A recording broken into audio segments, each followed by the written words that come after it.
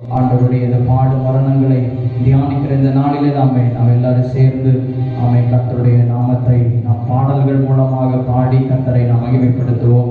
எல்லாருக்கும் தெரிந்த ஒரு பழைய பாடல், இயேசு கிறிஸ்துவின் அன்பு என்றும் மாறாதது, இயேசு கிறிஸ்துவின் மாறா கிருபை என்றும் குறையாதது. நம்ம எல்லாரும் சேர்ந்து ஸ்தோத்திர உணர்ந்து ஆண்டவருடைய அன்பிலே மூழ்கி அவருடைய பிரசனத்தை அனுபவித்து நாம் பாடி கர்த்தருடைய நாமத்தை நாம் மகிமைப்படுத்துவோமாக. இயேசு கிறிஸ்துவின் அன்பு என்றும் மாறாதது, இயேசு கிறிஸ்துவின் மாறா என்றும் குறையாதது, இயேசு கிறிஸ்துவின் மாறா என்றும் குறையாதது, இயேசு கிறிஸ்துவின் மாறா கிருபை என்றும், இயேசு கிறிஸ்துவின் அன்பு பாவி என்றுன்னை அவர் தள்ளவே மாட்டார், ஆவலாய் உன்னை இயேசு அழைக்கிறாரே, பாவி என்றுன்னை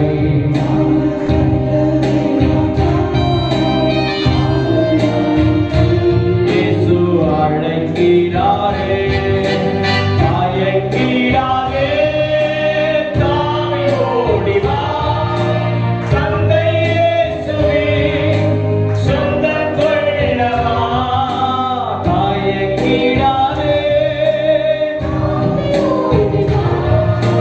தந்தை இயேசுவின் சொந்தம் கொள்ளவா, தந்தை இயேசுவின் சொந்தம் கொள்ளவா, தந்தை இயேசுவின் சொந்தம் கொள்ளவா, இயேசு கிறிஸ்துவின் அன்பு என்றும் மாறாதது, இயேசு கிறிஸ்துவின் மாறா கிருபை என்றும் குறையாதது, இயேசு கிறிஸ்துவின்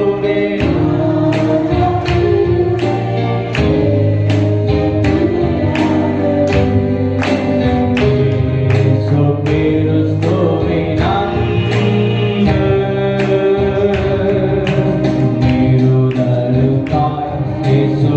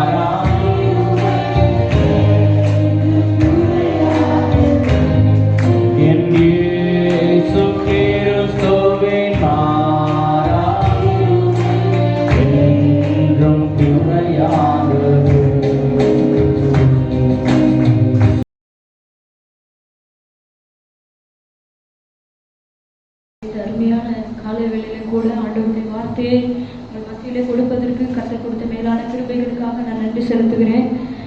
இந்த நாளிலும் நாங்கள் 21 நாள் கடந்த 2 வாரங்களாக அதிகாலையிலே நம்முடைய பாடுகள்லாம் என்ன, கர்த்தருக்காக நம்ம அனுபவிக்கிறதான பாடுகள் என்றால் என்ன என்பதை குறித்து தியானித்தோம். ஒரு சிலர் தான் அதில் பங்கு பெற்றார்கள். அதை சுருக்கமாக உங்கள் மத்தியிலே பகிர்ந்து கொள்ள விரும்புகிறேன். இந்த நாளிலும் ஆண்டவருடைய பாடுகளை குறித்து நம்ம என்ன செய்கிறோம், இந்த நாள் முழுவதும் தியானிக்கிறோம்.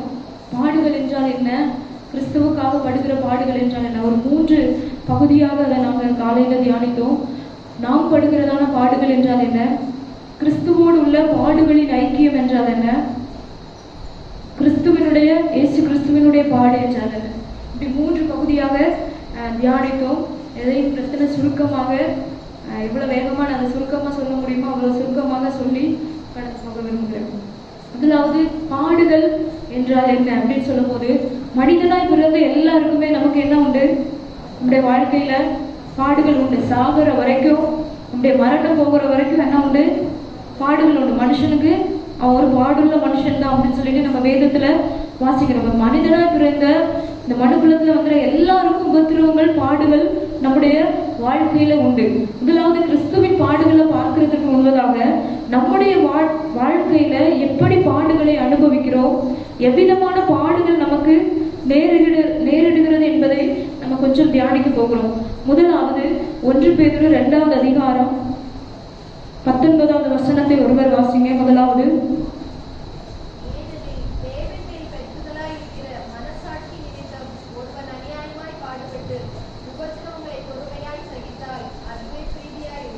ஏனெனில் தேவன் மேல் பற்றுதலாய் இருக்கிற மனசாட்சி நிமித்தம் ஒருவன் அநியாயமாய் பாடுபட்டு, தேவன் மேலில் பற்றுதலாய் இருக்கிற மனசாட்சிய நிமித்தம் ஒருவன் அநியாயமாய் பாடுபட்டு. நம்முடைய கிறிஸ்தவர்களாகிய நாம் நமக்கு நேரிடுகிறதான பாடுகள் என்ன அப்படிங்கிறத நம்ம பார்க்க போறோம். முதல்ல பார்க்கும் பொழுது, தேவன் மேல் பற்றுதலாய் இருக்கிற மனசாட்சி நிமித்தம் ஒருவன் அநியாயமாய் பாடுதல் பட்டு. தேவன் மேல் பற்றுதலாய் இருக்கிற மனசாட்சி நிமித்தம் வருகிற பாடுகள் என்றால் என்ன, தேவன் மேலில் பற்றுதலாய் இருக்கிற இயேசுவை ஏற்றுக்கொண்டது நிமித்தமாக, அவரோடு உறவில் இருக்கிறது நிமித்தமாக, அவருக்காக வாழ்கிறது நிமித்தமாக, மனசாட்சி நிமித்தம் நம்ம வாழணும். தேவன் மேல பற்றுதலா இருக்கிற மனசாட்சி, தேவன் மேல பற்றுதலா இருக்கிற மனசாட்சி எப்படி இருக்கும், அவருக்காக வாழுகிற ஒரு மனசாட்சியா இருக்கும். அப்போ இது எதை குறிக்கிறதுனா, நம்முடைய அனுதின வாழ்க்கையில நம்ம தேவனுக்காக,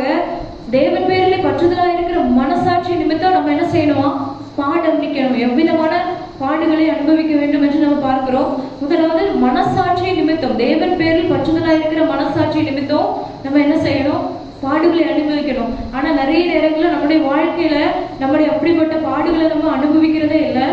எல்லா பாடுகளும் அனுப்போம், ஆனா எல்லா நேரத்திலையும் நான் ஆண்டவரை தேடுறதுனாலதான் எனக்கு பாடுகள், ஆண்டவரை தேடுறதுனாலதான் எனக்கு உபத்திரவம், ஆண்டவரை தேடுறதுனாலதான் எனக்கு இந்த வியாதி அப்படின்னு சொல்லிட்டு ஈஸியா நம்ம வாயில இருந்து சொல்லிடுறோம். ஆனா ஆண்டவர் சொல்றாரு, தேவன் மேல் பற்றுதலா இருக்கிற மனசாட்சி நிமித்தம் நம்ம என்ன செய்யணுமா, பாடு அனுபவிக்கணும். அப்படின்னா என்ன பாடுகள், நம்முடைய அனுதின வாழ்க்கையில, நம்முடைய ரொட்டீன் லைஃப்ல, நம்ம அன்றாட வாழ்க்கையில நம்ம அனுபவிக்கணும். நார்மலா நம்ம வேலை பார்க்கிற இடங்கள்ல, நம்முடைய குடும்பத்துல, நம்முடைய சமுதாயத்துல, நம்ம 4 பேரை சந்திக்கிற இடங்கள்ல நம்ம ஆண்டவருக்காக பாட அனுபவிக்கிறோமா? நிறைய நேரத்துல நம்ம என்ன செய்யறது இல்லை, அனுபவிக்கிறதே இல்லை. ஆண்டவருக்காக பாட அனுபவிக்கிறதே இல்லை. எப்படிப்பட்ட பாடுகள் வரும், ஒரு காரியத்துல உண்மையா இருக்கிறது நிமித்தம் நமக்கு என்ன செய்யும், பாடு வரும். அதான் தேவன் மேல பற்றுதலா இருக்கிற மனசாட்சி நிமித்தம், ஆண்டவரோடு இருக்கிற பற்று நிமித்தம். அந்த இடத்துல நான் உண்மையை சொன்னா, சத்தியத்திற்காக நின்னா எனக்கு வேலை போயிரும் தெரியும், எனக்கு அதனால பாடு வரும் தெரியும். ஆனாலும் தேவனுக்காக அதை நம்ம சகிக்கிறோமா அல்லது உலகத்தோட ஒத்து போகிறோமா என்கிறதை நம்ம என்ன செய்யணும், நினைவில் கொள்ளுகிறவர்களா இருக்கணும். அப்போ தேவன் மேலே பற்றுதலா இருக்கிற மனசாட்சி நிமித்தம் ஒவ்வொரு நாளும் நம்முடைய வாழ்க்கையில நம்ம என்ன செய்ய முடியும், அதெல்லாம் ஃபேஸ் பண்ணக்கூடிய தருணங்கள் நமக்கு வரும். ஏன்னா உலகத்துல போய் இருக்கும்போது உலகம் முழுமையுமே எப்படிதான் இருக்கு, மாயையும் எல்லாமே பொல்லாங்கால நிறைந்திருக்கிறது. அப்போ கிறிஸ்துவுக்காக ஆண்டவர் மேல பற்றுதலா இருக்கிறது நிமித்தம் நமக்கு என்ன செய்யும், அப்ப உண்மையை காத்துக்கொள்ள வேண்டியிருக்கும், சாட்சியா நிற்க வேண்டியிருக்கும், சத்தியத்துக்காக நிற்க வேண்டியது வரும். அப்படி வரும் பொழுது உலகம் அதை என்ன செய்யாது, ஏற்றுக்கொள்ளாது. நார்மலா இந்த உலகம் என்ன செய்யாது, அப்படி நாம் நிற்கும் பொழுது ஏற்றுக்கொள்ளாது. அதனால நம்ம நிறைய காரியங்களை இழக்க வேண்டியது இருக்கும், நிறைய பாடுகளை நம்ம என்ன செய்ய வேண்டியது இருக்கும், அனுபவிக்க வேண்டியது இருக்கும். நிறைய நேரங்களில் நம்முடைய கிறிஸ்தவ வாழ்க்கையில அதை நம்ம அனுபவிக்கிறதே இல்லை. ஆனா ஆண்டவர் சொல்றாரு, தேவன் மேலே பற்றுதலா இருக்கிற மனசாட்சி நிமித்தம் முதலாவதாக நம்ம என்ன செய்யணுமா, பாடுகள் அனுபவிக்கணும். இரண்டாவது பார்க்கும் பொழுது சுவிசேஷத்தின் நிமித்தமாக நம்ம என்ன செய்யணும், பாடு அனுபவிக்கிறவர்களாய் இருக்கணும். 2 தீமோத்தேயு 1ஆம் அதிகாரம் 8வது வசனத்துல எல்லாம் பார்க்கும் பொழுது வேகமாக நான் சொல்கிறேன், சுவிசேஷத்தின் நிமித்தம் நம்ம என்ன செய்யணும், பாடுகளை அனுபவிக்கிறவங்களா இருக்கணும். சுவிசேஷத்தை ஒருத்தவங்கள்ட்ட நம்ம கொண்டு செல்லும் பொழுது அதனாலே பாடுகள் வருதுன்னா அதை நம்ம என்ன செய்யணுமா, சந்தோஷமா அந்த பாடுகளை நம்ம அனுபவிக்கிறவர்களாய் இருக்க வேண்டும். மூன்றாவதாக பார்க்கும் பொழுது பாவத்தினாலே வரும் பாடுகள். வேகமாக போகலாம். 1 பேதுரு 4வது அதிகாரம் 12வது வசனத்தை வாசிக்க ஒருத்தர். பாவத்தினாலே வரும் பாடுகள், பாவத்தினாலே வரும் பாடுகள்.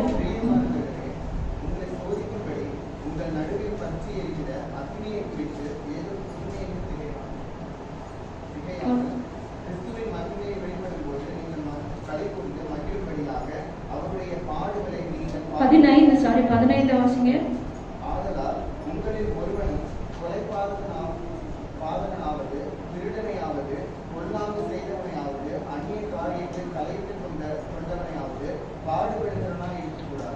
முதலாவது 2 காரியத்திற்கு நம்ம பாடுபட வேண்டும் என்று பார்த்தோம். எதுக்கெல்லாம் பாடுகள்? இதனாலதான் வருகிறது. மனசாட்சி நிமித்தம் நம்ம உண்மையா ஆண்டவருக்காக வாழ்கிறது நிமித்தமாக ஒரு பாடுகள் வருகிறது. சுவிசேஷத்தை அறிவிப்பதனால் நமக்கு பாடுகள் நேரிடுகிறது என்று பார்த்தோம். மூன்றாவது பார்க்கும் பொழுது பாவத்தினால் வரும் பாடுகள். இந்த பாடுகள் நம்ம என்ன செய்யவே கூடாதான், படவே கூடாது. பார்ப்போம், அந்நிய காரியங்களில் தலையிட்டு கொண்டவனையாவது பாடுபடுகிறவனாய் இருக்க கூடாது என்று நம்ம வேதத்திலே வாசிக்கிறோம். பாவத்தினாலே, தவறுதலினாலே, மீறுதலினாலே வருகிறதான பாடுகளை நம்ம என்ன செய்யக்கூடாதான், அனுபவிக்க கூடாது என்று பார்க்கிறோம். ஆனா நிறைய நேரத்துல நம்ம என்ன செய்யறோம், இதனாலதான் நம்ம பாடை அனுபவிக்கிறோம். அங்க எங்கேயும் சண்டை போடுறது, பாவங்களை நம்முடைய வாழ்க்கையில நம்ம செய்கிறதான தவறுகளின் நிமித்தமாக நம்ம என்ன செய்யறோம், பாடுகளை. ஆனா ஆண்டவர் தெளிவா சொல்றாரு, இது நிமித்தம் நீங்க என்ன செய்யாதீங்க, பாவத்தினாலே வருகிறதான பாடுகளை நம்ம அனுபவிக்க கூடாது என்று ஆண்டவர் சொல்றாங்க. மூன்று பாடுகளை பார்த்திருக்கிறோம். முதலாவது மனசாட்சி, தேவன் மேலே பற்றுதலா இருக்கிற மனசாட்சி நிமித்தம் வருகிறதான பாடுகள். இரண்டாவது பார்க்கும் பொழுது சுவிசேஷத்தை நிமித்தமாக. மூன்றாவது பாவத்தினால் உண்டாகும் பாடுகள். இதை நம்ம என்ன செய்ய வேண்டாம், அனுபவிக்க கூடாது என்று நம்ம பார்க்கிறோம். நாலாவது பார்க்கும்போது சாத்தானால் உண்டாயிருக்கிற உபத்திரவங்கள் அல்லது பிசாசினால் உண்டாகும் பாடுகள் என்று பார்க்கிறோம். அதுல 2 கேட்டகரி இருக்குது. ஒண்ணு, நம்ம நிலை நிற்க கூடாதபடிக்கு, நாம் நிலை நிற்க தேவனுக்குள்ளாக நம்முடைய ஆவிக்குரிய வாழ்க்கையில நிலை நிற்க கூடாதபடிக்கு சாத்தான் நமக்கு என்ன செய்யறான், நமக்கு விரோதமான சில உபத்திரவங்களை, சில பாடுகளை நமக்கு கொண்டு வருகிறான். இரண்டாவது பார்க்கும் பொழுது தேவனால் அனுமதிக்கப்பட்ட பிசாசினால் வரக்கூடிய சோதனை. முதல்ல பிசாசு நமக்கு நிலை நிற்க, ஆவிக்குரிய தன்மையிலே நம்ம நிலை நிற்க கூடாதபடிக்கு பாடுகளை கொண்டுட்டு வருகிறான். இரண்டாவது தேவனால் அனுமதிக்கப்பட்டு. முதல்ல பார்க்கும்போது எபேசியர் 4ஆம் அதிகாரத்துல பார்க்கும்போது, உங்களுக்கு என்ன உண்டு, போராட்டங்கள் இரத்தத்தோடும் மாம்சத்தோடும் போராட்டம் அல்ல, துரைத்தனங்களோடும் அந்தகாரத்தின் லோகாதிபதிகளோடும் உங்களுக்கு என்ன உண்டு, போராட்டம் உண்டு. அது ஏன் ஸ்பிரிச்சுவல் வார். அங்க என்ன உண்டு, நம்ம ஆவிக்குரிய காரியங்களே நம்ம முன்னேறி போகாதபடிக்கு பிசாசுக்கு நமக்கு என்ன கொண்டுட்டு வருவான், சில தடைகளை, சில போராட்டங்களை நிலை நிற்க கூடாதபடிக்கு கொண்டுட்டு வருவோம். அப்படி ஆவிக்குரிய காரியங்களிலே கொண்டு வருகிறதான பிசாசு கொண்டு வருகிறதான போராட்டங்கள் நமக்கு இந்த உலகத்திலே பாடுகள் உண்டு. இரண்டாவது பார்க்கும் பொழுது தேவனால் அனுமதிக்கப்பட்டு பிசாசினாலே வரக்கூடிய சோதனை. இதுல நம்ம பார்க்கும் பொழுது யோபுவினுடைய வாழ்க்கையில ஆண்டவர் தான் அனுமதித்தார் பிசாசு சோதிக்கும்படிக்கு.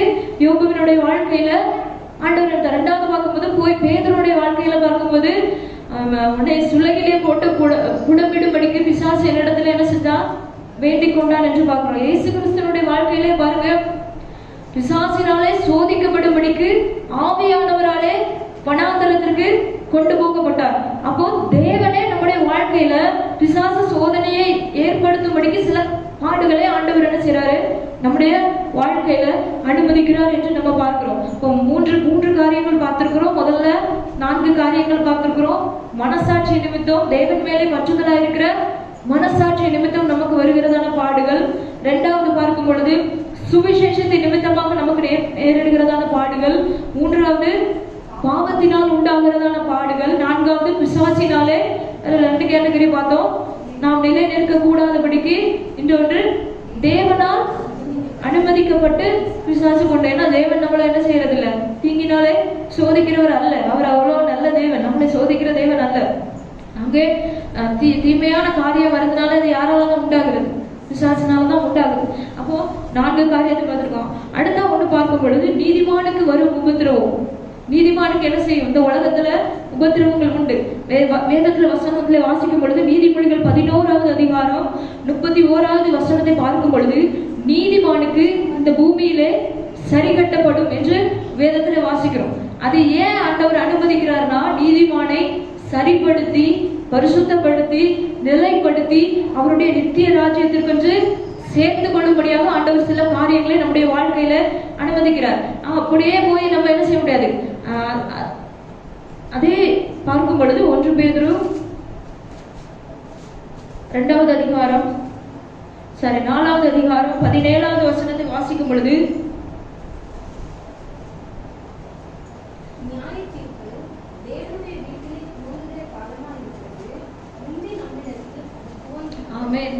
நியாயத்திற்கு தேவனுடைய வீட்டிலே துவங்குகிற காலமா இருக்கிறது என்று பார்க்கிறோம். இன்னொரு இடத்துல பார்க்கும் பொழுது துன்மார்க்கரோட நாம் நியாயம் தீர்க்கப்படாதபடிக்கு தேவன் நம்ம என்ன செய்யறாரா, சிக்ஷிக்கிறார் என்று வேதத்திலே வாசிக்கிறோம். அப்ப நியாய தீர்ப்பு நாட்களிலே நாம் போய் நிற்கும் பொழுது துன்மார்க்கரோட நம்ம என்ன செஞ்சிடக்கூடாது, நியாய தீர்ப்பு உண்டாகாதபடிக்கு நீதிமானுக்கு ஆண்டவர் என்ன செய்யறாரு, சில சிக்ஷைகளை இந்த பூமியிலே ஆண்டவர் என்ன செய்யறாரு, அனுமதிக்கிறார். இங்கே சிக்ஷித்து, இங்கே பரிசுத்தப்படுத்தி, இங்கே ஆண்டவருக்கு நேராக அவருடைய சித்தத்துக்கு அந்த 1 பேதுருவை வாசிக்கும் பொழுது, ஆகையால் தேவனுடைய 19வது வசனத்தை வாசிக்கும் பொழுது தேவனுடைய சித்தத்தின்படி பாட அனுபவிக்கிறவர்கள் அப்படின்னு சொல்லிட்டு பார்க்கிறோம். தேவனுடைய சித்தத்தின்படி ஆண்டவர் சில காரியங்களை நம்முடைய வாழ்க்கையில சில பாடுகளை சில உபத்திரவங்களை ஆண்டவர் அனுமதிக்கிறார். ஏன்னா நம்மளை நித்திய ஜீவனுக்கு நேராக நடத்தும்படியாக ஆண்டவர் சில பாடுகளை அனுபவிக்கிறார் நம்முடைய அன்றாட வாழ்க்கையில. அப்ப நம்ம இத்தனை விதமான பாடுகளை நம்ம என்ன செய்யறோம், கடந்து போகிறோம். ஆனா நிறைய நேரங்களில் நம்ம எதுக்காக பாடு அனுபவிக்கணும், ஏன் நம்முடைய வாழ்க்கையில பாடுகள் வருகிறது, எதை அனுபவிக்கணும், எதை அனுபவிக்க கூடாது, எதை மேற்கொள்ளணும் அப்படிங்கிற அந்த விஷயமே தெரியாதபடிக்கு ஒண்ணு எல்லாத்துக்கும் நம்ம என்ன செய்வோம், பிசாசு எனக்கு என்ன செய்யறான், சோதனை கொண்டு வரான்னு சொல்லிடுவோம். இன்னொன்னு ஆண்டவர் மேல என்ன செய்வோம், பழையப்படும். அவரை ஏத்துக்கிட்டதுனால நமக்கு என்னது, எல்லா பாடுகளும் ஒண்ணு இயேசுவின் மேல போட்டுருவோம், இன்னொன்னு இந்த பக்கம் உள்டாவா எடுத்து பிசாசின் மேல தூக்கி போட்டுட்டு நம்ம போயிட்டே இருக்கிறோம். முதல்ல பார்க்கும் பொழுது மனசாட்சி நிமித்தம் நம்ம என்ன செய்யணுமா, பாடுகளை அனுபவிக்கணும். அது ஆண்டவருடைய சமூகத்துல எப்படி இருக்குன்னா, அந்த அதே வசனத்துல நம்ம பார்க்கும் பொழுது கடைசியாக நாம் அனுபவிக்க பாடுகள் நம்முடைய அன்றாட வாழ்க்கையில அதை ஒவ்வொரு நாளும் அதை நம்ம ஃபேஸ் பண்ணும்போது அது தேவனுக்கு என்ன எப்படி இருக்குமா, பிரீதியா இருக்கும், பிரியமா இருக்கும் என்று நம்ம வேதத்தில் வாசிக்கிறோம். முதல்ல தேவன் மேலே பற்றுதலா இருக்கிற மனசாட்சி நிமித்தம் வருகிறதான பாடுகளை நாம அனுபவிக்கும் பொழுது அல்லது நம்ம ஏற்றுக்கொள்ளும் பொழுது அது எப்படி இருக்குமா, தேவனுக்கு பிரியமா இருக்கும். புரியுதா? எத்தனை பேருக்கு புரியுது? ஹல்லேலூயா, சத்தமா சொல்லிடலாமா? ஆமென். முதல்ல நம்ம அனுபவிக்கிற பாடுகள் தேவன் மேல பற்றுதலா இருக்கிறது நிமித்தம் அனுபவிக்கிறதான பாடுகள்ல ஆண்டவர் என்ன செய்யறாராம், ரொம்ப பிரியமாய் இருக்கிறார் என்று நம்ம வேதத்திலே வாசிக்கிறோம். 2வது சுவிசேஷத்தின் நிமித்தமாக வருகிற பாடுகளை என்ன சொல்றாரு ஆண்டவர், நீங்க தீங்கு அனுபவிக்க, சுவிசேஷத்தின் நிமித்தம் தீங்கு அனுபவி அப்படின்னு சொல்லிட்டு வேதத்துல வாசிக்கிறோம். நம்ம என்ன செய்யணுமா, சுவிசேஷத்தின் நிமித்தம் தீங்கு அனுபவிக்கணும். அதுலேயே கீழே இருக்கிற வசனங்களை நம்ம பார்க்கும் பொழுது 2 தீமோத்தேயு 1:8 அந்த அதிகாரங்கள்லாம் வாசிக்கும் போது அதனால நமக்கு என்ன உண்டாகிறது, பலன் உண்டாகிறது என்று பார்க்கிறோம். 2வது அனுபவிக்கிறதான பாடுகளின் நிமித்தம் நமக்குள்ள என்ன உண்டாகுதா, பலன் உண்டாகிறது. அப்போ தேவனுக்கு பிரியமா இருக்கணும், நம்மள பலன் உண்டாகணும் அப்படின்னு சொன்னா ஆண்டவருக்காக நம்முடைய அன்றாட வேளையில நாம் அனுபவிக்கக்கூடிய பாடுகள், சுவிசேஷத்தின் நிமித்தமாக அனுபவிக்கக்கூடிய பாடுகளினோடு நம்ம ஒவ்வொரு நாளும் கடந்து செல்கிறவர்களா இருக்க வேண்டும். 3வது பார்க்கும் பொழுது அனுபவிக்க கூடாது என்று ஆண்டவர் சொல்றார். பாவத்தினாலே வருகிற பாடுகளை நம்ம என்ன செய்யக்கூடாது, அனுபவிக்க கூடாது என்று சொல்லி பார்க்கிறோம். பாவத்திற்கு விலகி ஓடு, தீமோத்தேயுல வாசிக்கும் போது பாவத்திற்கு விலகி ஓடு என்று வேதத்துல வாசிக்கிறோம். அப்ப நம்ம என்ன செய்யணும், பாவத்திற்கு விலகி அங்க போய் நம்ம என்ன செய்யறோம், நான் பாவத்துக்கு எதிர்த்து நிற்பேன், இப்படி நிற்பேன்னா பாவத்தினுடைய பாடுகளை நம்ம என்ன செய்யணும், இல்ல நான் அதெல்லாம் அட்ஜஸ்ட் பண்ணிக்கிறோம், அங்கெல்லாம் உள்ள போய் பார்த்தாதான் அதெல்லாம் என்னன்னு தெரியும்னு சொல்லிட்டு பாவத்திற்குள்ள போய் பார்த்து என்னால நிக்க முடியும், நான் அதுலலாம் ஸ்ட்ராங்கா இருப்பேன், அந்த கூட்டத்தோட தான் இருந்துச்சு நான் பாவம் செய்யாம ஸ்ட்ராங்கா இருப்பேன் அப்படின்னா நம்ம பாடு அனுபவிக்க வேண்டியது வரும். அங்க நிலை நிற்க முடியாது. அதனாலதான் வசனம் சொல்லுகிறது பாவத்திற்கு நீ விலகி ஓடு என்று வேதத்திலே வசனத்துல நம்ம வாசிக்கிறோம். அப்போ பாவத்திற்கு விலகி ஓடுகிறவர்களா இருக்கணும். அதனால வர்ற பாடுகளை நம்ம அனுபவிக்க கூடாது. அதுக்காக தான் இயேசு நமக்காக சிலுவையில எல்லா பாடுகளையும் சுமந்து தீர்த்திருக்கிறார். அந்த பாடை நம்ம அனுபவிக்க தேவையே இல்லை. கர்த்தர் எல்லாவற்றையும் சிலுவையில நமக்காக அந்த பாடுகள் எல்லாம் ஆண்டவர் என்ன செஞ்சிருக்கிறாரு, சுமந்து தீர்த்திருக்கிறார். நான்காவது பார்க்கும் பொழுது சாத்தானால் உண்டாயிருக்கிற பாடுகள். முதல்ல பார்த்தோம் நிலை நிற்க கூடாதபடிக்கு வருகிறதான பாடுகள், நம்ம ஆவிக்குரிய காரியங்களுக்கு விரோதமா எழுப்பி வருகிறதான பாடுகள். இதற்கு நம்ம என்ன செய்யணுமா, எதிர்த்து நிற்கணும். பிசாசுக்கு விலகி ஓடணும். சாத்தானுக்கு நம்ம என்ன செய்யணும், எதிர்த்து நிற்கணும். அந்த வசனம் அப்படிதான் சொல்றது. எபேசியர் 4 அந்த அந்த அதிகாரங்களை நம்ம வாசிக்கும் பொழுது அந்த உங்களுக்கு விரோதமான அந்த வசனங்களை வாசித்துருவோமா?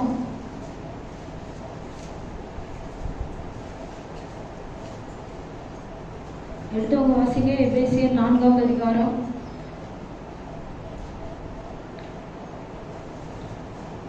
13வது வசனம். மேலே என்னென்ன போராட்டங்கள் உண்டு என்று நம்ம பார்க்கிறோம். விசுவாசினால் வரக்கூடிய போராட்டங்கள் 13வது வசனத்துல நானே வாசிக்கிறேன்.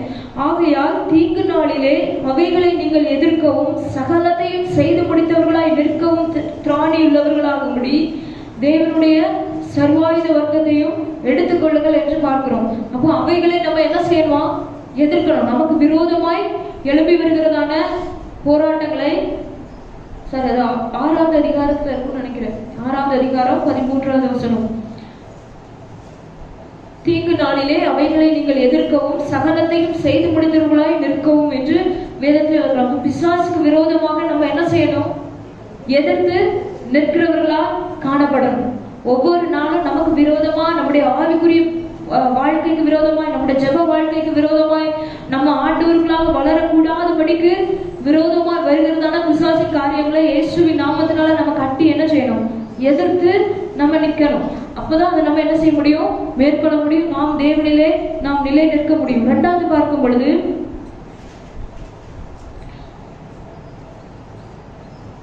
தேவனால் அனுமதிக்கப்பட்டு பிசாசினாலே வரக்கூடிய சோதனை. இது நிறைய நேரத்துல ஒரு ஷார்ட் டைமா இருக்கும், சில டைம்ல ஒரு லாங் டைம் ப்ராசஸா இருக்கும்.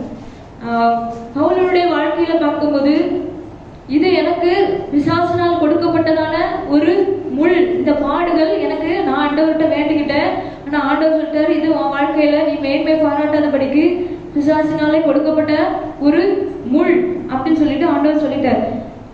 அது அவனுடைய வாழ்க்கையில என்ன செஞ்சு கண்டினியூவா இருந்து ரொம்ப அதிகமாகவே அவனுடைய வாழ்க்கையில தொடர்ந்து வந்து கொண்டிருந்ததே பார்க்கிறோம். ஏன்னா ஆவிக்குரிய காரியங்களை மேன்மை பாராட்டி விடாதபடிக்கு நாம் நம்மை சரிப்படுத்திக் கொள்வதற்கு, நாம் சரியாய் நடப்பதற்கு சில நேரத்துல ஆண்டவர் என்ன செய்யறாரு, அனுமதிக்கிறார். அதெல்லாம் நம்ம என்ன செய்யணும்னா மேற்கொள்ளணும். ஒவ்வொரு நாளும் அந்த பாடுகளை நம்ம என்ன செய்யணும், மேற்கொள்ளணும். முதல்ல பார்த்து அதை எதிர்க்கணும்னு சொல்லி பார்த்தோம். 2வது மேற்கொண்டு ஜெயம் எடுக்கிறவர்களா இருக்கணும். இயேசு கிறிஸ்து 40 நாள் வனாந்தரத்திலே பிசாசினாலே சோதிக்கப்படும் பொழுது ஆண்டவர் என்ன செஞ்சார், ஒவ்வொரு காரியங்களாக ஜெயித்து மேற்கொண்டார் என்று நம்ம வேதத்தில் வாசிக்கணும். அப்ப நம்ம என்ன செய்யணும், ஆண்டவரால் அனுமதிக்கப்படும் பொழுது பொறுமையோட அந்த பாதையில போய் இது கர்த்தர் என்னுடைய வாழ்க்கையில் அனுமதித்திருக்கிறாரா என்று என்பதை நம்ம நிதானித்து அறிந்து அதை நம்ம என்ன செய்யணும், மேற்கொள்ளுகிறவர்களாக இருக்க வேண்டும். இதெல்லாம் நாங்க டீட்டெயிலா அப்படியே ஒவ்வொரு நாளும் வாசிட்டு இருந்தோம். நேரம் இல்லாதனால வேகமா நான் போய் கொண்டிருக்கிறேன். 4வதாக பார்க்கும் பொழுது பூமியிலேயே சரி நீதிமானுக்கு வருகிறதான உபத்திரவங்களை குறித்து பார்த்தோம். பூமியிலேயே நீதிமானுக்கு சரிகட்டப்படும் என்று பார்க்கிறோம். அப்போ இவ்வளோ ஆண்டவர் நீதிமானுக்கு அனுபவிக்கிறதான அந்த பாடுகளும் நீதிமானுக்கு வருகிறதான அந்த உபத்திரவங்களும் வேதத்துல சொல்லியிருக்கு பூமியிலேயே சரிகட்டப்படும் என்று நம்ம பார்க்கிறோம். ஏன் ஆண்டவர் அதை அனுமதிக்கிறாரு?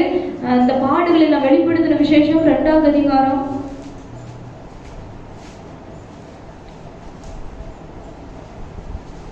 10வது வசனத்துல பார்க்கும் பொழுது, நீ பட போகிற பாடுகளை குறித்து எவ்வளவும் பயப்படாதே அப்படின்னு சொல்லிட்டு ஆண்டவர் சொல்றாரு. பயப்படாத, அதனால நான் உனக்கு என்ன செய்வேன் அப்படின்னு சொல்லிட்டு ஆண்டவர் கீழே நம்ம வாசிக்கும் பொழுது, நீ மரணம் அறிந்த உண்மையாயிரு, அப்பொழுது ஜீவ கிரீடத்தை உனக்கு தருவேன், இரண்டாம் மரணத்தினாலே நீ சேதப்படுவதில்லை. அதுக்கடுத்த வசனத்தில் பார்க்கும் பொழுது இரண்டாம் மரணத்தினாலே சேதப்படுவதில்லை என்று எழுது. அப்ப நம்ம படப்போகிற பாடுகள் ஆண்டவருக்காக அல்லது ஆண்டவர் அனுப்புகிறதான சிற்றைகளிலே நம்ம உறுதியா இருந்து, இது எனக்கு ஆண்டவர் என்னை சரிப்படுத்துவதற்காக, என்னை பரிசுத்தப்படுத்துவதற்காக, என்னை அவரோட நிலை நிற்பதற்காக அனுபவித்த பாடுகள் என்று நம்ம அதை அறிந்து அதை நம்ம சரிப்படுத்தி ஆண்டவரோடு மறுபடியும் அந்த சரியான ஐக்கியத்துல போகும்போது இரண்டாம் மரணத்தினாலே நம்ம என்ன செய்யப்படுவதில்லை, சேதப்படுவதில்லை. இரண்டாம் மரணம்னா என்ன மரணம்? இரண்டாம் மரணம்னா ஆத்துமாவிலே வருகிறதான ஒரு மரணம். அதனால நம்ம என்ன செய்ய முடியாது, சேதப்படுத்த முடியாது. அதாவது டிஎல் மூடி சொல்லும் போது ஒரு முறை பிறந்தவன் என்ன செய்யறான்னா 2 முறை மறைக்கிறான், 2 முறை பிறந்தவன் என்ன செய்யறான், ஒரு முறை தான் மரணம். ஒரு முறை பிறந்தவன் யாரும் ரட்சிக்கப்படாதவன், தாயின் கருவில பிறந்த அவனுக்கு 2 முறை மரணம் உண்டு.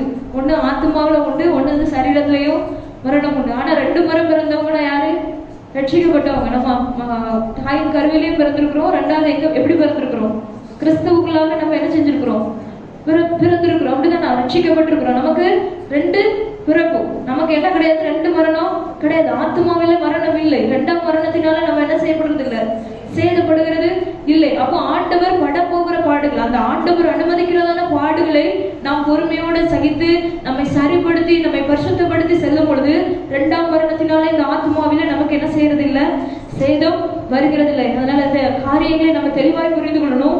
இது நம்முடைய வாழ்க்கையிலே நாம் அனுபவிக்கிறதான பாடுகள் அல்லது நம்முடைய வாழ்க்கையில நமக்கு விரோதமாய் காணப்படுகிறதான காரியங்கள், அது நாம் அனுபவிக்க வேண்டியதான பாடுகள், நாம் அனுபவிக்க கூடாத பாடுகள் எல்லாவற்றையும் நம்ம பார்த்துருக்கோம். இதை நம்ம சரியாய் அறிந்து கர்த்தருக்காக நான் படுகிற பாடுகள் என்ன, அல்லது நான் அனுபவிக்க கூடாது அல்லது நான் மேற்கொள்ளக்கூடியது. நிறைய நேரத்தில் நம்ம அதை மேற்கொள்றதே இல்லை.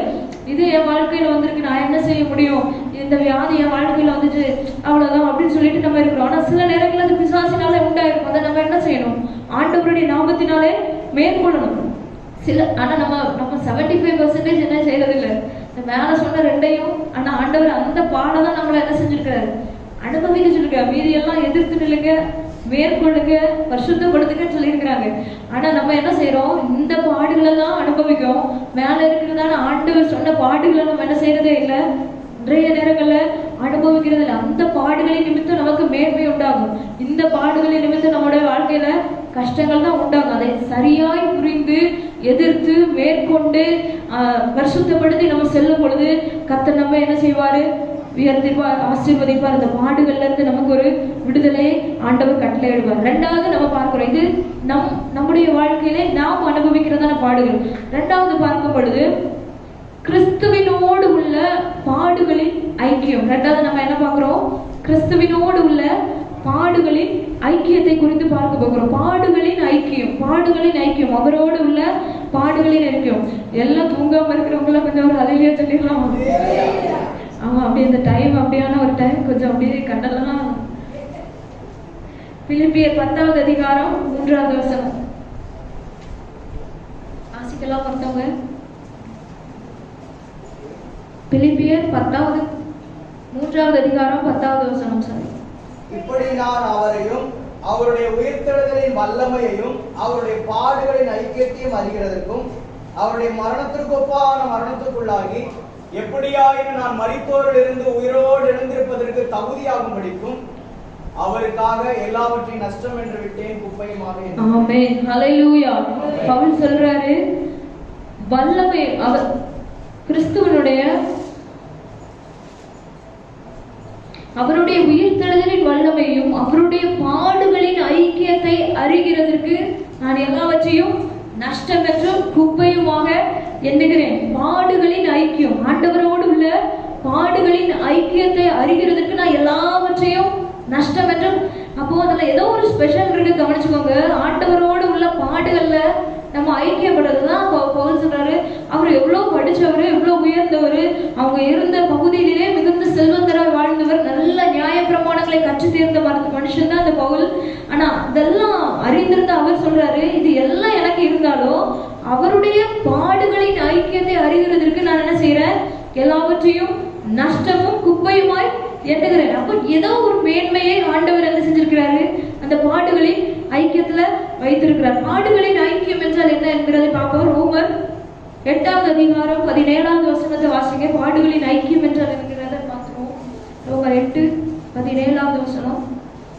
பிள்ளைகளானால் சுதந்திரமுமாமே, தேவனுடைய சுதந்திரரும் கிறிஸ்துவுக்கு உடன் சுதந்திரமுமாமே, கிறிஸ்துவுடனே கூட நாம் மகிமைப்படும்படிக்கு அவருடனே கூட பாடுபட்டால் அப்படி ஆகும். ஆமென். அவருடனே கூட பாடுபட்டால் அப்படி ஆகும் என்று நம்ம வேதத்திலே வாசிக்கிறோம். அப்ப அதுல நிறைய மேன்மைகள் இருக்கு. அதுக்கு முன்பதாக பாடுகள்னா என்ன என்கிறதை 1 கொரிந்தியர் 9வது அதிகாரம்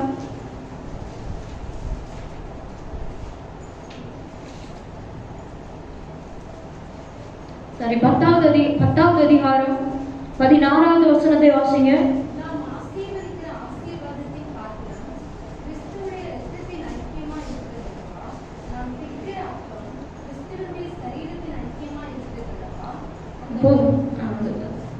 நாம் ஆசீர்வதிக்கிற ஆசீர்வாதத்தின் பாத்திரம் கிறிஸ்துவனுடைய இரத்தத்தின் ஐக்கியமாய் இருக்கிறது அல்லவா?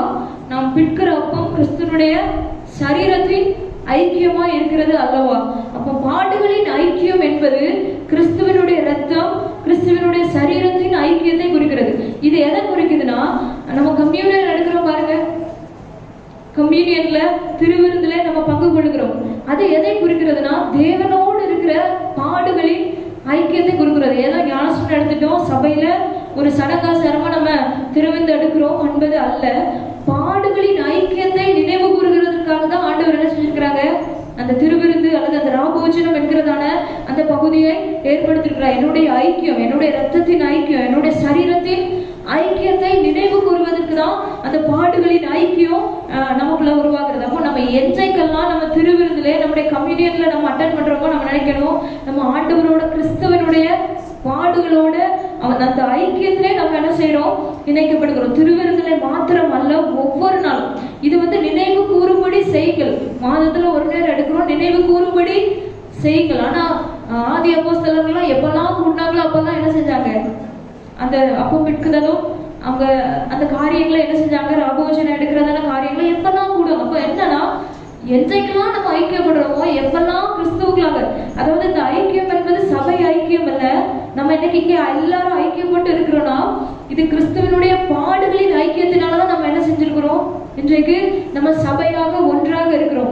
அப்போ என்றைக்கெல்லாம் நம்ம கூடுகிறோமோ, என்றைக்கெல்லாம் நம்ம தேவனை ஆராதிக்கிறோமோ, அந்த பாடுகளின் ஐக்கியத்தை நம்ம என்ன செய்யணும், நினைவு கூறும். எப்பெல்லாம் தேவ பிரசன்னத்துல போய் உட்கார்றோமோ, எப்பெல்லாம் ஆண்டவரோட உறவாட முடியாம ஆண்டவருடைய சமூகத்துல உட்கார்றோமோ, அந்த பாடுகளின் ஐக்கியத்துல நம்ம என்ன செய்யணும், இணைந்து கொள்ளுகிறவர்களாக, அதை நினைவு கூறுகிறவர்களாக இருக்கணும். அப்படி நம்ம அதை நினைவு கூறும்போது அதனால உண்டாகிற ஆசீர்வாதம், அவர் எனக்காக பட்ட பாடுகள், அவர் எனக்காக சிந்தினதான ரத்தம், அவர் எனக்காக பிற்கப்பட்ட அவர் சரீரம் என்னது, அப்பத்தை போல என்ன செஞ்சிருக்கு, பிற்கப்பட்டது. இந்த அனுபவங்களை எல்லாம் கர்த்தர் நமக்காக பட்ட பாடுகள் எல்லாம் நினைவு கூறுகிறது தான் அவருடைய பாடுகளின் ஐக்கியம். அப்போ ஒவ்வொரு நாளும் நம்ம என்ன செய்யணும், இந்த பாடுகள் இதெல்லாம் இது நம்ம சும்மா நினைவு கூறுகிறது அல்ல, அதை அப்படியே நம்ம என்ன செய்யணும், விசுவாசிக்கிறவர்களாக இருக்கணும். ஏன்னா ஆண்டவர் சொல்லியிருக்கிறாரு, யோவான் 6வது அதிகாரம் திருப்பிக் கொள்வோம்.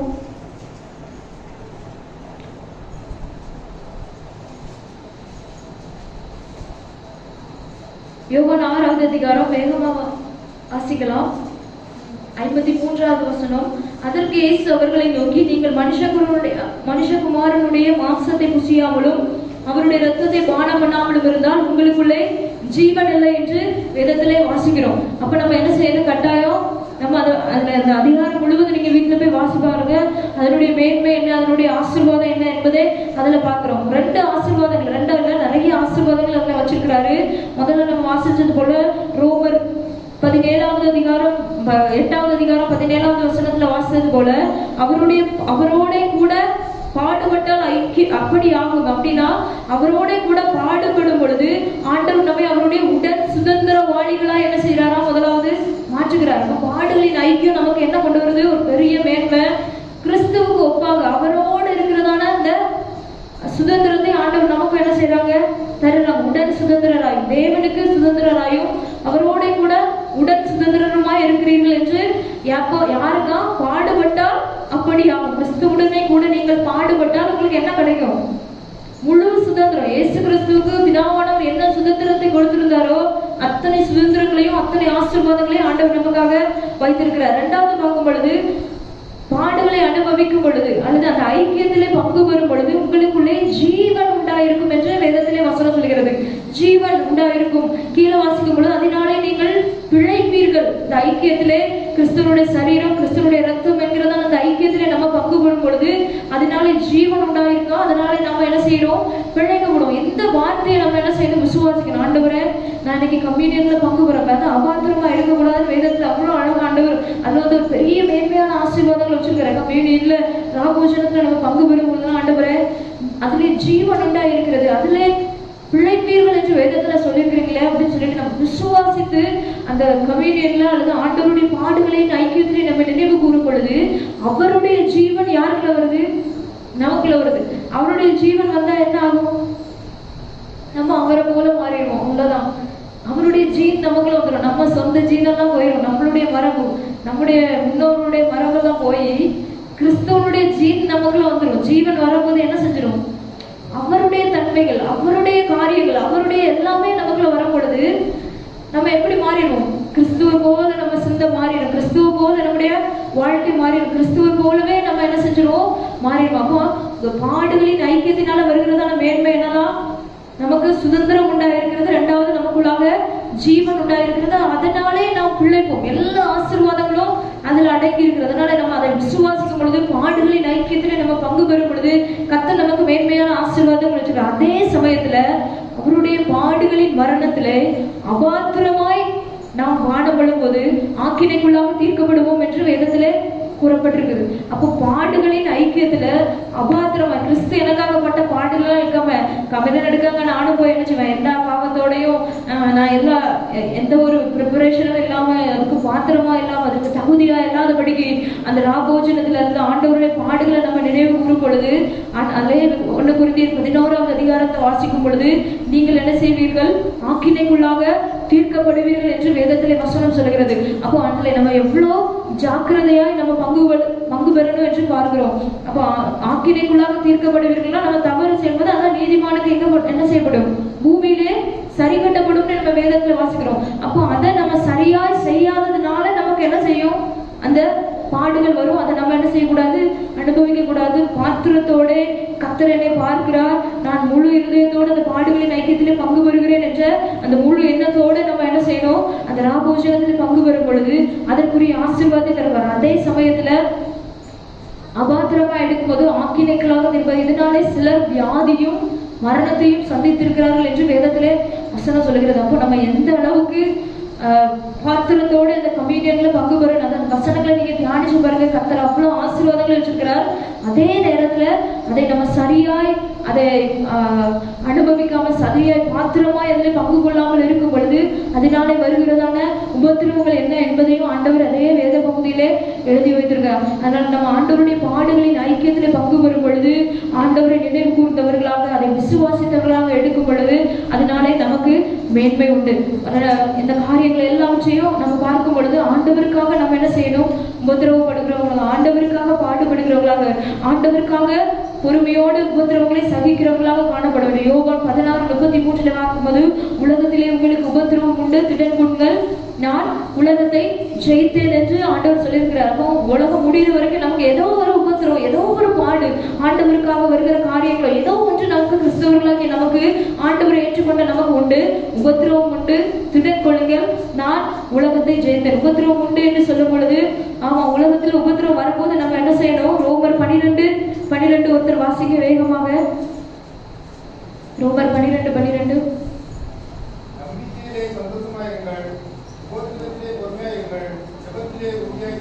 ஆமென். உபத்திரவத்திலே பொறுமையா இருங்கள். உபத்திரவம் உண்டு. அந்த உபத்திரவம் வரும்போது நம்ம என்ன செய்யணுமா? இவ்வளவு நேரம் பார்த்தோம், நிறைய உபத்திரவங்கள், நிறைய பாடுகள், பாடுகளின் ஐக்கியம் எல்லாவற்றையும் பார்த்தோம். அதுக்கு ஒட்டு மொத்தமா சொல்லிருக்காரு, உபத்திரவத்திலே நீங்க என்ன செய்யணும்? பொறுமையா இருக்கு. அந்த வசனம் இந்த வசனத்துல ரொம்ப அழகா கனெக்ட் ஆகுது. உபத்திரவத்திலே நம்ம என்ன செய்யணும்? பொறுமையாய் இருக்கணும். 2வது வாசிக்கும் பொழுது அதே வசனத்தை மறுபடியும் வாசிக்க. நம்பிக்கையிலே சந்தோஷமா இருக்கு. ரெண்டாவது உபத்திரவம் உண்டு ஆண்டவர் சொன்னாரு. ரெண்டாவது சொன்னாரு திடன் கொள்ளுங்கள். அப்போ ஜெபத்துல உறுதியா இருக்க. திடன் கொள்ளுங்கள்னா உபத்திரவம் வரும், அதுல பொறுமையா இருக்கு. ரெண்டாவது ஆண்டவர் சொல்லியிருக்கிறாரு இயேசு கிறிஸ்து திடன் கொள்ளுங்கள். திடன் கொள்ளுங்கன்னா எதுல நம்ம திடனாக முடியும்? ஜெபத்துல உறுதியா இருக்கிறதன் மூலமாக நம்ம என்ன செய்ய முடியும்? திடனாக முடியும். உபத்திரவம் வரும்போது என்ன செய்யணும்? ஜெபத்திலே உறுதியா இருக்கணும். முதல்ல பொறுமையா இருக்கணும். இயேசு கிறிஸ்து இருக்கிற பொறுமையை குறித்து நான் சாந்தமும் மனத்தாழ்மையுமா இருக்கிறேன், என்னிடத்துல கற்றுக்கொண்டு என் நிபுணத்தை என்ன செய்ய எடுத்துட்டு வாங்கன்னு சொல்லியிருக்கிறார். அப்போ ஆண்டவர் பொறுமையோட சகித்தது போல நாமளும் உபத்திரவத்திலே நம்ம என்ன செய்யணும்? பொறுமையா செய்யணும், சகிக்கணும். ரெண்டாவது திடன் கொள்ளணும், ஜெபத்திலே உறுதியா இருக்கணும். மூன்றாவது நான் உலகத்தை ஜெயித்தேன். அப்படின்னா இயேசு கிறிஸ்து உலகத்தை ஜெயித்தது போல, முதல்ல சொன்னது போல என்னது? நம்பிக்கையிலே சந்தோஷமா இருக்கலாம். நம்பிக்கையிலே சந்தோஷமா இருக்கலாம். அப்ப நம்ம இயேசு கிறிஸ்து உலகத்தை ஜெயித்தது போல விசுவாசத்திலே நம்பிக்கையிலே நம்ம என்ன செய்யணும்?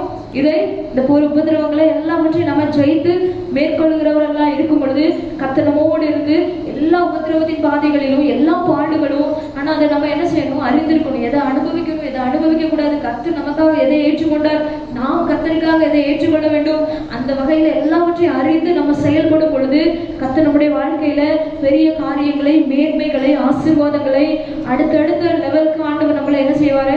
நடத்திட்டு கொண்டு போகிறது பார்க்கிறோம். மூன்றாவது நேரம் கடந்து போகிறது. கடைசியாக கிறிஸ்துவின் பாடுகள் என்று பார்க்கும் பொழுது 3 காரியங்கள். கிறிஸ்து நமக்காக பாடுபட்டார். நம்முடைய எல்லாவற்றுக்காகவும் ஆண்டவர் என்ன செஞ்சிருக்கிறாரு? பாடுகளை, நம்முடைய துக்கங்களை, நம்முடைய பாடுகளை ஏற்றுக்கொண்டு துக்கங்களை சுமந்து கொண்டார் என்று ஏசாயாவில் வாசிக்கிறோம். எப்படின்னு பார்க்கும் பொழுது 3 விதத்துல, ஆவியிலே, ஆத்துமாவிலே, சரீரத்திலே ஆண்டவர் என்ன செஞ்சிருக்கிறாரு?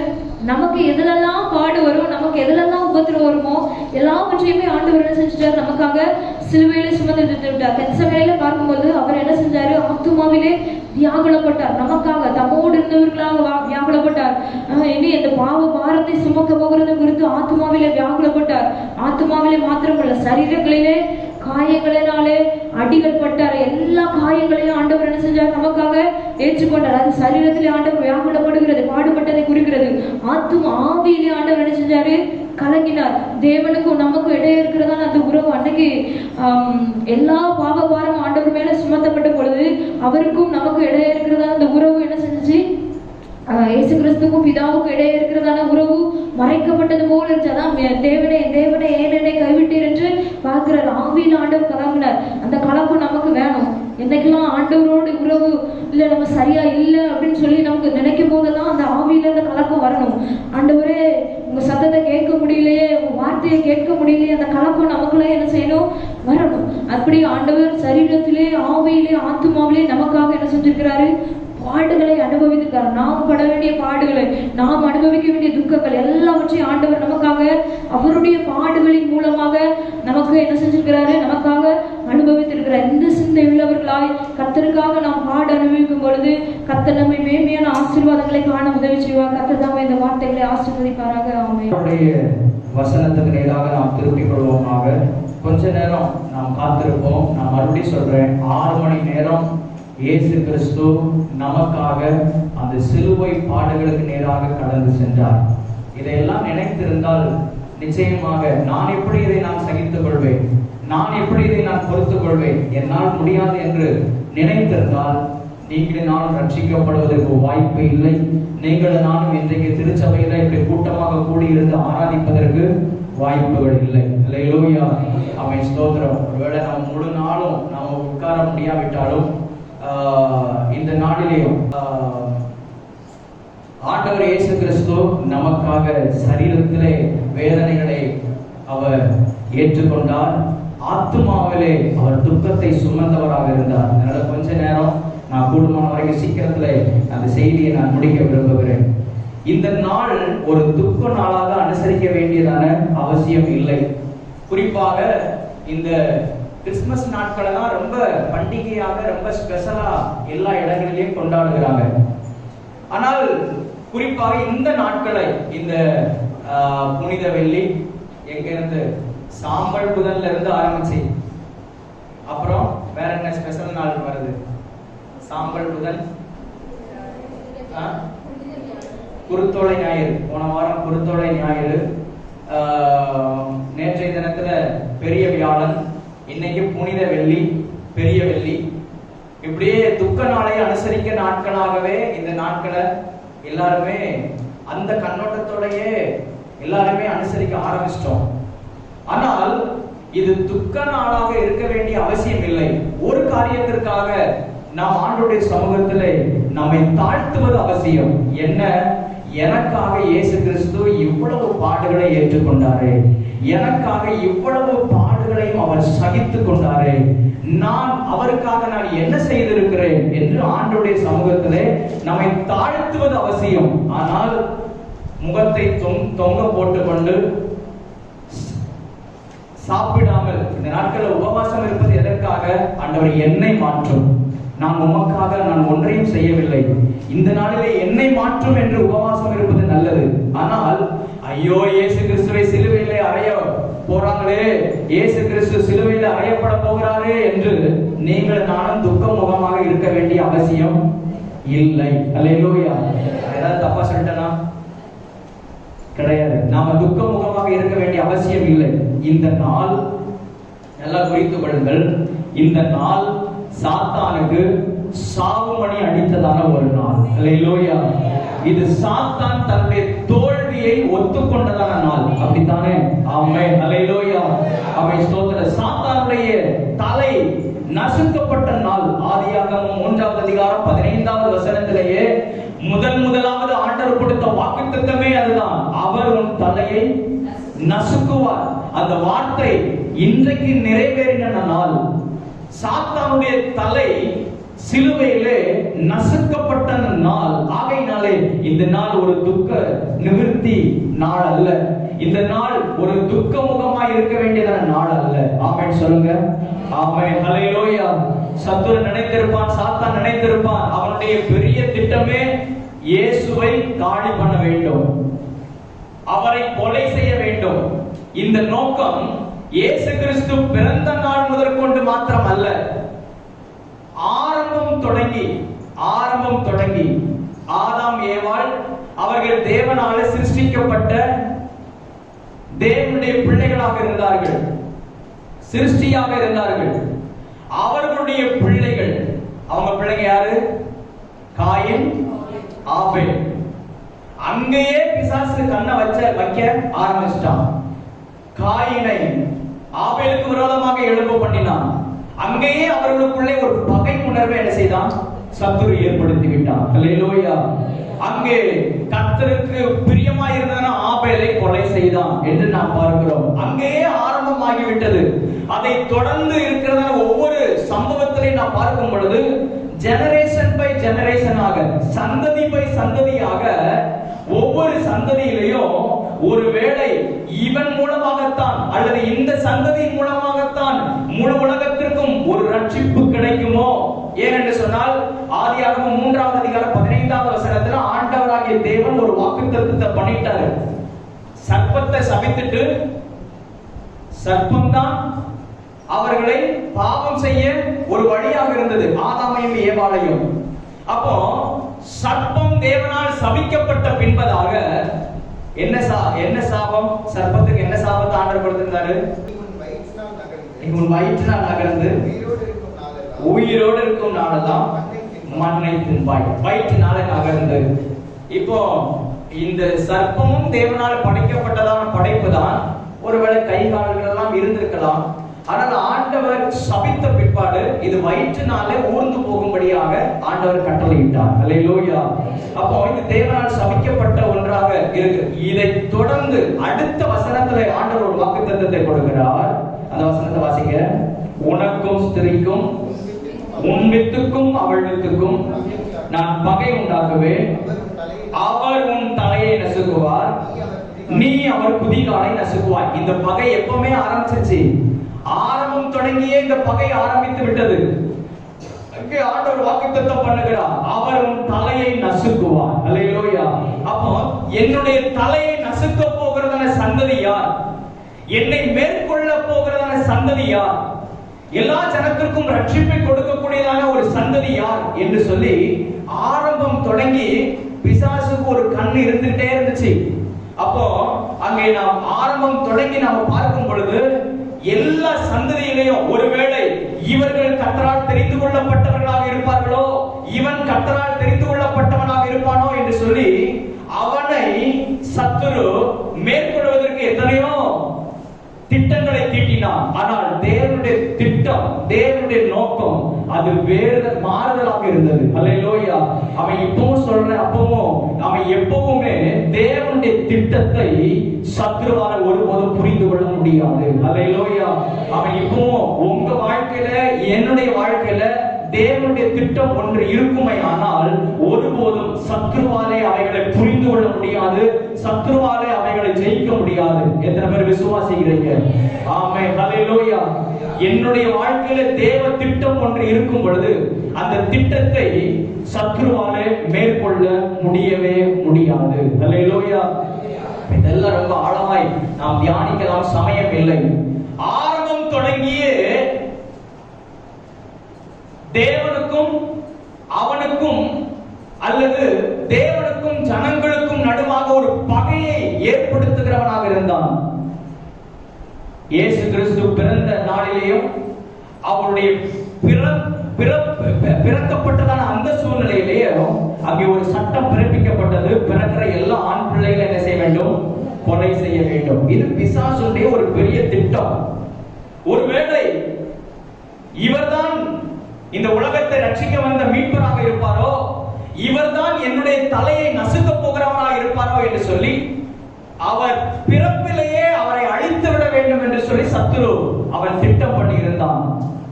இயேசு கிறிஸ்து இந்த பூமியிலே 33 வருடங்கள் இந்த பூமியிலே வாழ்ந்தார். அவர் மாம்ச சரீரத்தில் இருந்தார். 33 வருடங்களும் அவருக்கு நேரிட்ட சோதனைகள், ஏராளமான சோதனைகள். அவரை கொலை செய்யும்படியாக எத்தனையோ சூழ்நிலைகள் அவருக்கு விரோதமாக நேரிட்டது. கடைசியில ஒரு சந்தர்ப்பம் வந்தது. இயேசுவை சிலுவையிலே அங்கே யூதாஸ் காரியத்தின் மூலமாக காட்டி கொடுத்து, ரோம போர் சேவகர்கள் மூலமாக சிலுவையிலே அறைய ஒப்பு கொடுக்கப்பட்டு, அங்கே யூதர்கள் இயேசுவை அங்கே ஒப்பு கொடுத்து சிலுவையில் அறையும்படியாக ஒப்பு கொடுத்து, பிரதான ஆசாரியர், வேதத்தை போதிக்கிறதான வேத பாரகன், பரிசேயர்கள், சதுசேயர்கள், யூதர்கள் அத்தனை பேரும் இயேசுவை சிலுவையில் அறைய ஒப்பு கொடுத்து, சிலுவையிலே அறைய ஒப்பு கொடுக்கப்படும் பொழுது பிசாசு நினைச்சிருப்பான், நம்ம திட்டம் நிறைவேற காலம் சமீபமாயிற்று. யார் நினைச்சிருப்பா? பிசாசு நினைச்சிருப்பான், நம்ம போட்ட திட்டம் நிறைவேறுவதற்கு காலம் சமீபமாயிற்று, நேரம் வந்துவிட்டது, வேலை வந்துவிட்டது என்று நினைத்திருந்தான். இவர் மறிக்க போகிறார், இவருடைய சகாப்தம் முடிய போகிறது, இவருடைய காரியத்தை இதோடு கூட முடித்து விட போகிறோம் என்று சொல்லி அவன் நினைத்திருந்தான். ஆனால் தேவனுடைய திட்டம் என்ன? மனுஷகுமாரன் இந்த பூமிக்கு வந்த நோக்கமே உங்களுக்காகவும் எனக்காகவும் முழு மனுக்குலத்தில் இருக்கிறதான ஜனங்களுக்கு ஒரு மீட்பை கொடுக்கும்படியாக. அது மாத்திரமல்ல, பிசாசுடைய தலையை அந்த இடத்திலே அங்கே நசுக்கி ஜெயிக்கும்படியாகவே இயேசு கிறிஸ்து இந்த பூமிக்கு வந்தார். அல்லேலூயா.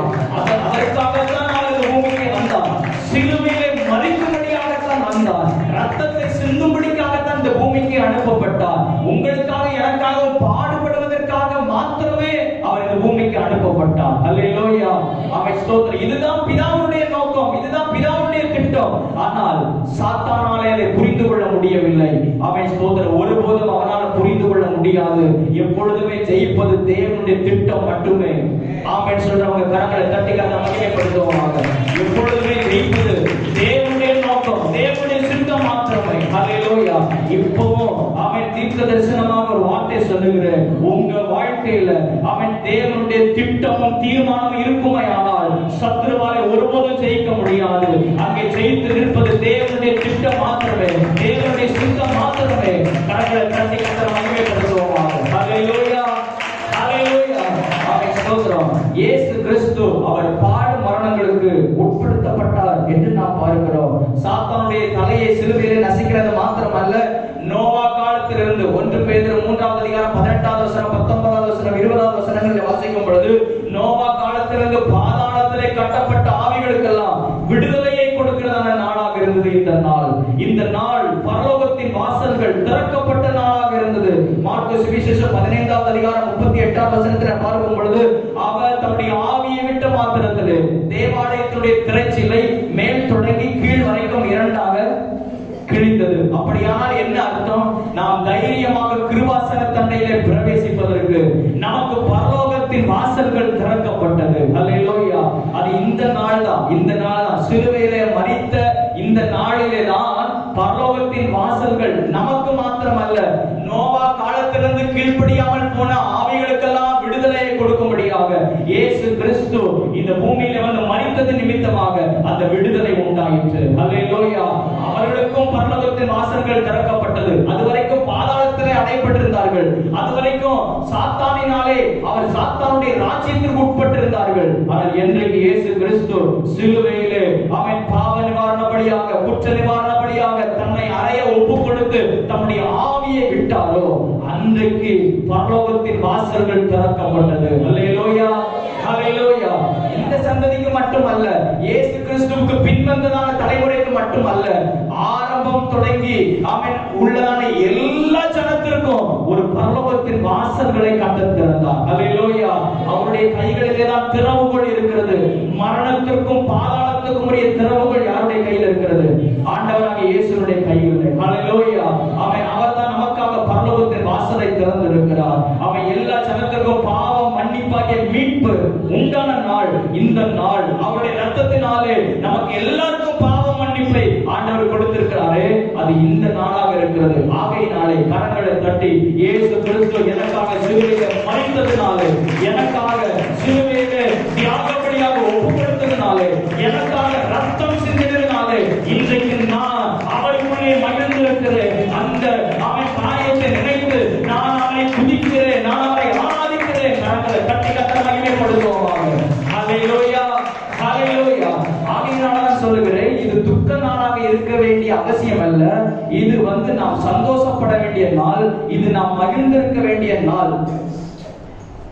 எபிரேயர் நிருபம் 10வது அதிகாரம் 10வது வசனத்திலே நாம் வாசிக்கும் பொழுது, இவரோ பாவங்களுக்காக ஒரே பலியை செலுத்தி, எபிரேயர் 9வது அதிகாரம் 27 28 நாம் வாசிக்கும் பொழுது, கிறிஸ்துவும் அநேகருடைய பாவங்களை சுமந்து தீர்க்கும்படி ஒரே தரம் பலியிடப்பட்டு என்று நாம் வேதத்தில் வாசிக்கிறோம். நம்ம எல்லாருடைய பாவங்களையும் சுமந்து தீர்க்கும் தேவ ஆட்டுக்குட்டியாக சிலுவையிலே அவர் பலியாக ஒப்பு கொடுக்கப்பட்டார். ஆமென் சொல்லுங்க. ஆமென். ஹல்லேலூயா, ஹல்லேலூயா. ஆமென். ஸ்தோத்திரம். பலி செலுத்தப்பட்ட இடம்தான் கொல்கத்தா மலை. அந்த மலையிலே ஆண்டவர் இயேசு கிறிஸ்து எல்லா ஜனங்களுக்காகவும் அவர் பலியாக ஒப்பு கொடுக்கப்பட்டார் என்று நாம் பார்க்கிறோம். ஒரு வசனத்தை வாசிங்கள். வெளிப்படுத்தின விசேஷம் 13வது அதிகாரம் 8வது வசனம். அடிக்கப்பட்ட ஆட்டுக்குட்டியினுடைய ஜீவ புத்தகத்தில் பெயர் எழுதப்பட்ட பட்டிராத பூமியின் குடிகள் யாவரும் அதை வணங்குவார்கள். போதும். அங்கே ஒரு வார்த்தை பயன்படுத்தப்பட்டிருக்கிறது. உலக தோற்றத்திற்கு முன்பதாகவே இயேசு கிறிஸ்து அவர் அடிக்கப்பட்ட ஆட்டுக்குட்டி என்று வேதம் சொல்லுகிறது. எப்போ?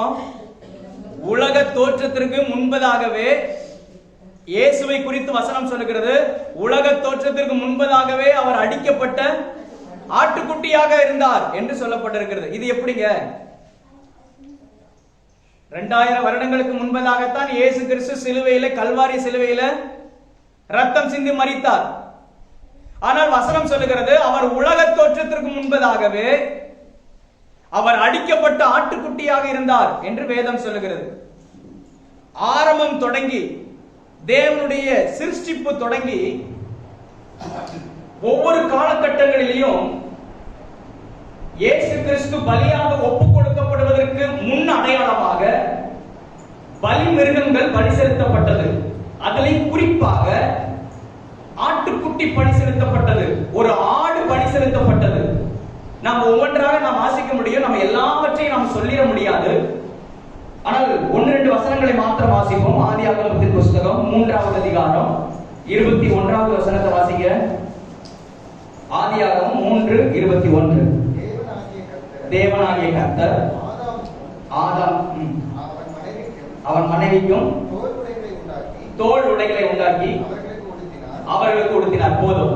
அவர்கள் பாவம் செய்து தாங்கள் நிர்வாணிகளாக இருக்கிறோம் என்று அறிந்து தங்களை ஒழித்துக் கொண்டார்கள். தேவனுடைய மகிமை அவர்களை விட்டு என்ன செய்தது? விலகி போயிற்று. அப்ப முதல்ல ஐயோ நம்ம வெட்கமா இருக்கிறோமே, நம்ம நிர்வாணியா இருக்கிறோமே என்று சொல்லி அவர்கள் தங்களுடைய வெட்கத்தை மூடுவதற்காக அங்க இருக்கிற அத்தி இலைகளை எடுத்து அதை தைத்து உடையாக ஏற்படுத்தி அவர்கள் அதை உடையாக என்ன செய்தார்கள், உடுத்திக் கொண்டார்கள். இலை எவ்வளவு நாள் இருக்கும்? இலை மரத்துல பாக்குற இலை எவ்வளவு நாள் பச்சையாவே இருக்கும்? ஒரு நாள், 2-3 நாள் என்ன செய்யலாம் சொல்லலாம். அப்புறம் அப்படியே காஞ்சி சருகு போலாகி அது ஒண்ணு இல்லாம என்ன செஞ்சிடும், போயிடும். அப்போ இதை மாற்றுவதற்காக ஆண்டவராகிய தேவன் ஆதாமுக்கு ஏவாளுக்கு ஒரு தோல் உடையை உண்டு பண்ணினார். இந்த தோல் உடை எதிலிருந்து எடுக்கப்பட்டது? ஒரு ஆட்டை, ஒரு மிருகத்தை பலி செலுத்தி ஒரு மிருகத்தை கொன்று அதன் மூலமாக எடுக்கப்பட்டது இந்த தோல் உடை. அப்போ முதலாவதே ஒரு மிருகம் பலி செலுத்தப்பட்டிருக்கிறது. யாருக்காக? யாருக்காக? ஜனங்களை பாதுகாப்பதற்காக, அந்த வெட்கத்தை மூடுவதற்காக, அந்த நிர்வாணத்தை மூடுவதற்காக ஒரு தோல் உடை என்ன செய்யப்பட்டது, கொடுக்கப்பட்டது. ஒரு மிருகம் பலியிடப்பட்டது. அல்லேலூயா. அது ஆடாகத்தான் கண்டிப்பாக இருந்திருக்க வேண்டும். அவன் ஸ்தோத்திரம். ஏன்னா வசனம் நிறைவேற வேண்டுமே. அங்கே ஒரு ஆட்டுக்குட்டி அங்கே பலி செலுத்தப்பட்டது, அங்கே வெட்டப்பட்டது, அதனுடைய தோலை எடுத்து அவர்களுக்கு கொடுக்கப்பட்டது. 2வது வாசிங்க, ஆதியாகமத்தின் புத்தகம் 22வது அதிகாரம் 13வது வசனத்தை வாசிங்க. ஆதியாகமம் 22:13. ஆபிரகாம் தன் கண்களை ஏறெடுத்து பார்த்தபோது இதோ பின்னாக குதிரையிலே தன் கொம்புகள் சிக்கிக் கொண்டிருந்த ஒரு ஆட்டுக்கடாவை கண்டான். பின்னாக தன்னுடைய கொம்புகள் சிக்கிக் கொண்டிருந்த ஒரு ஆட்டுக்கடாவை கண்டான். இது எங்க, இந்த சம்பவம் எங்க சொல்லப்பட்டிருக்கிறது? ஆபிரகாம் தன்னுடைய மகனாகிய ஈசாக்கை பலியாக பலி செலுத்துவதற்காக மோரியா மலைக்கு அழைத்து செல்லும் பொழுது அங்கே பலி செலுத்த வேண்டியதான நேரம் வந்த பொழுது தன்னுடைய கையை ஓங்கி தன்னுடைய ஒரே மகனை வெட்ட பொழுது அங்கே ஒரு சத்தம் வந்தது. திரும்பி பார்த்தால் அங்கே ஒரு முள் புதருக்குள்ளே ஒரு ஆட்டுக்கடா சிக்கிக் கொண்டிருக்கிறது. அதை கொண்டு வந்து அந்த பலிபீடத்தில் வைத்து ஆபிரகாம் பலி செலுத்தினான். அல்லேலூயா. அதாவது ஈசாக்கு பலி செலுத்தப்பட வேண்டிய இடத்துல அங்கே ஒரு ஆடு என்ன செய்யப்பட்டது, பலி செலுத்தப்பட்டது. அல்லேலூயா. நீங்கள் நானும் பலியாக ஒப்பு கொடுக்கப்பட வேண்டிய இடத்துல, நீங்கள் நானும் மரிக்க வேண்டிய இடத்துல இயேசு கிறிஸ்து நமக்காக சிலுவையிலே மரித்திருக்கிறார். அல்லேலூயா. அவன் ஈசாக்குக்காக அங்கே ஒரு ஆடு பலி செலுத்தப்பட்டது. யாத்திராகமத்தின் புத்தகம் 13வது அதிகாரம் 3வது வசனத்தை வாசிங்க. யாத்திராகமம் 12:3.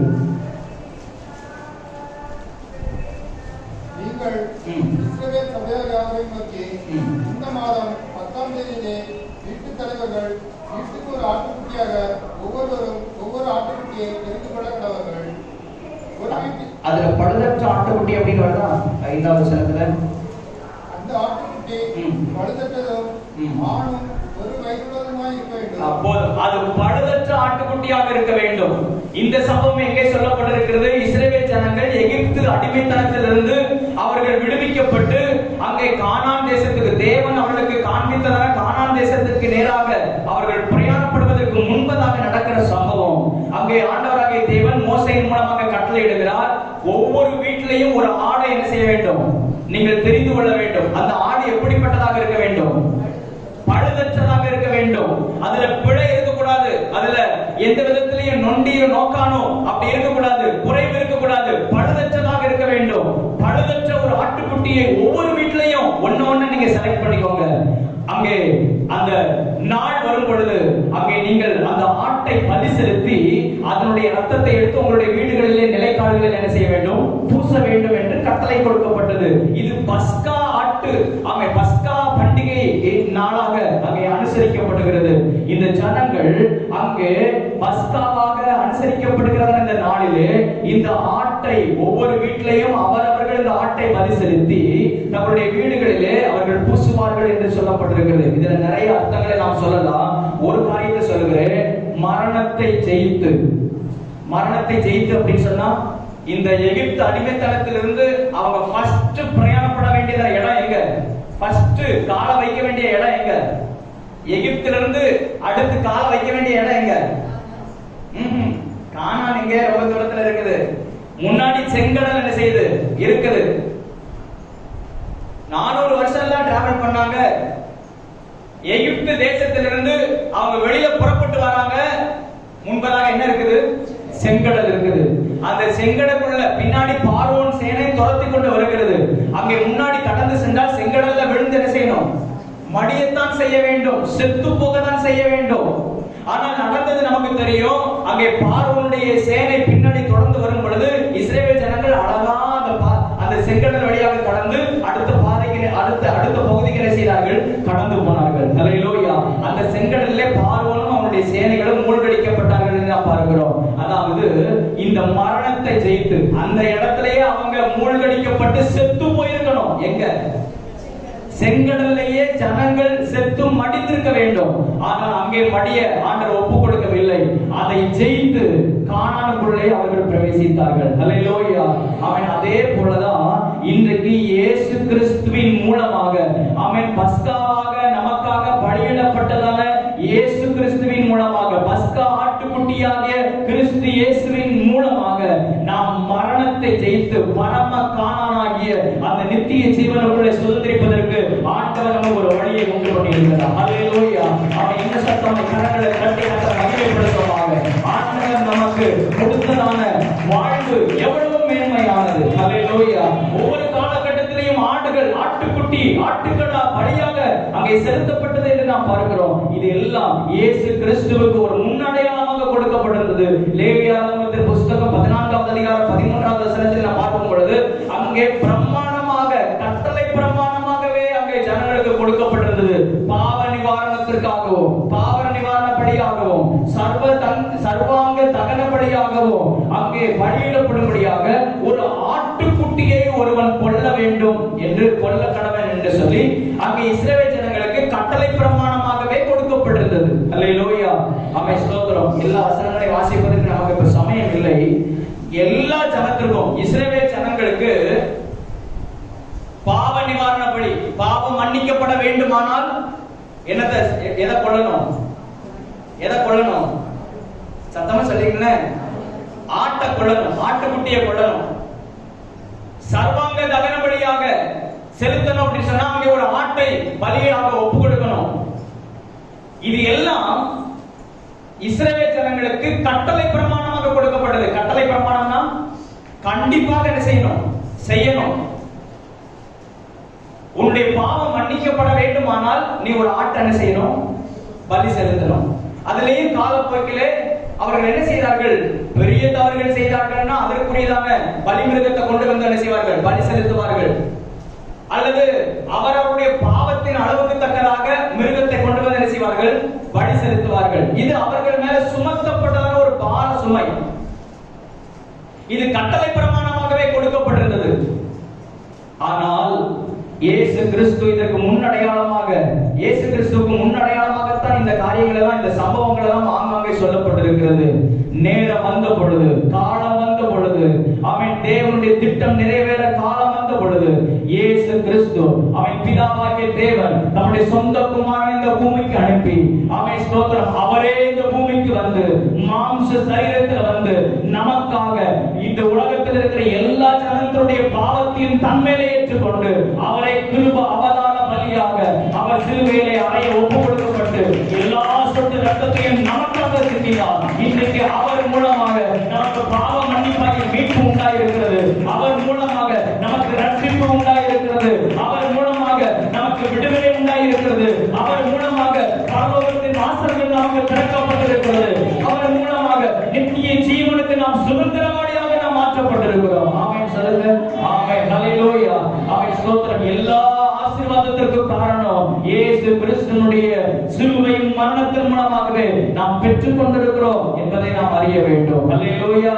ஹல்லேலூயா. ஆமென். ஸ்தோத்திரம். அந்த சிலுவை மரணம் இல்லாமல் நமக்கு மீட்பு என்பது இல்லை.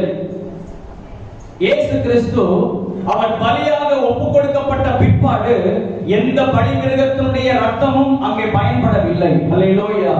எந்த ஒரு ரத்தமும், கோழி ரத்தமோ ஆட்டு ரத்தமோ மிருக ரத்தமோ எதுவும் பயன்படவில்லை. அது அவசியம் இல்லை. காரணம் இயேசு கிறிஸ்து தம்முடைய சொந்த ரத்தத்தையே அவர் நமக்காக சிந்தி இருக்கிறார். ஹல்லேலூயா. அந்த ரத்தம் அது பரிசுத்தமான ரத்தமாக இருக்கிறது. அவன் அந்த ரத்தம் அவன் ஸ்தோத்திரம் அது பரிசுத்தமுள்ள ரத்தமாக இருக்கிறது. அவன் காரணம் இந்த பூமியில இயேசு கிறிஸ்து ஒருவரே அவர் பாவம் இல்லாதவராக பிறந்தார். அல்லேலூயா. பாவம் இல்லாதவராக இந்த உலகத்திலே வாழ்ந்தார். பாவம் இல்லாதவராக அவர் சிலுவையிலே மரித்தார். அவர் பரிசுத்தமான ரத்தத்தை சிந்தின நிமித்தமாக எல்லா ஜனத்திற்கும் ரட்சிப்பு உண்டாயிருக்கிறது. எல்லா ஜனத்திற்கும் மீட்பு உண்டாயிருக்கிறது. உங்களுக்கும் எனக்கும் ஆசீர்வாதம் அந்த சிலுவை மரணத்தின் மூலமாகவே. அல்லேலூயா, ஹல்லேலூயா. இயேசு கிறிஸ்து அவர் பலியாக ஒப்பு கொடுக்கப்பட்டார். வசனம் சொல்லுகிறது, ரோமர் நிருபத்தில் நாம் வாசிக்கிறோம், ஒரு மனுஷனுடைய கீழ்ப்படியாமையினாலே என்ன வந்துச்சு? பாவம் முழு மனுக்குலத்தையும் ஆட்கொண்டது. வசனத்தை எடுத்தவங்க வாசிக்க.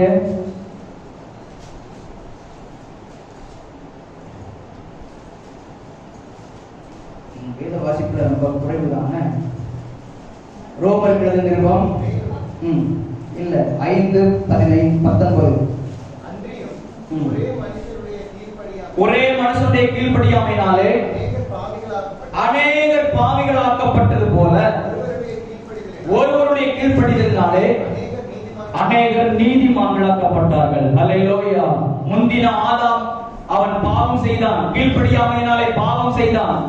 அந்த கீழ்ப்படியாமையினாலே அநேகர் பாவிகளாக்கப்பட்டார்கள். ஆனால் பிந்தின ஆதாமாகிய இயேசு அவர் சிலுவையில் மரித்தது நிமித்தமாக அவருடைய கீழ்ப்படிதலினாலே அநேகர் நீதிமான்களாக்கப்பட்டார்கள் என்று வேதம் சொல்லுகிறது. அல்லேலூயா, அல்லேலூயா.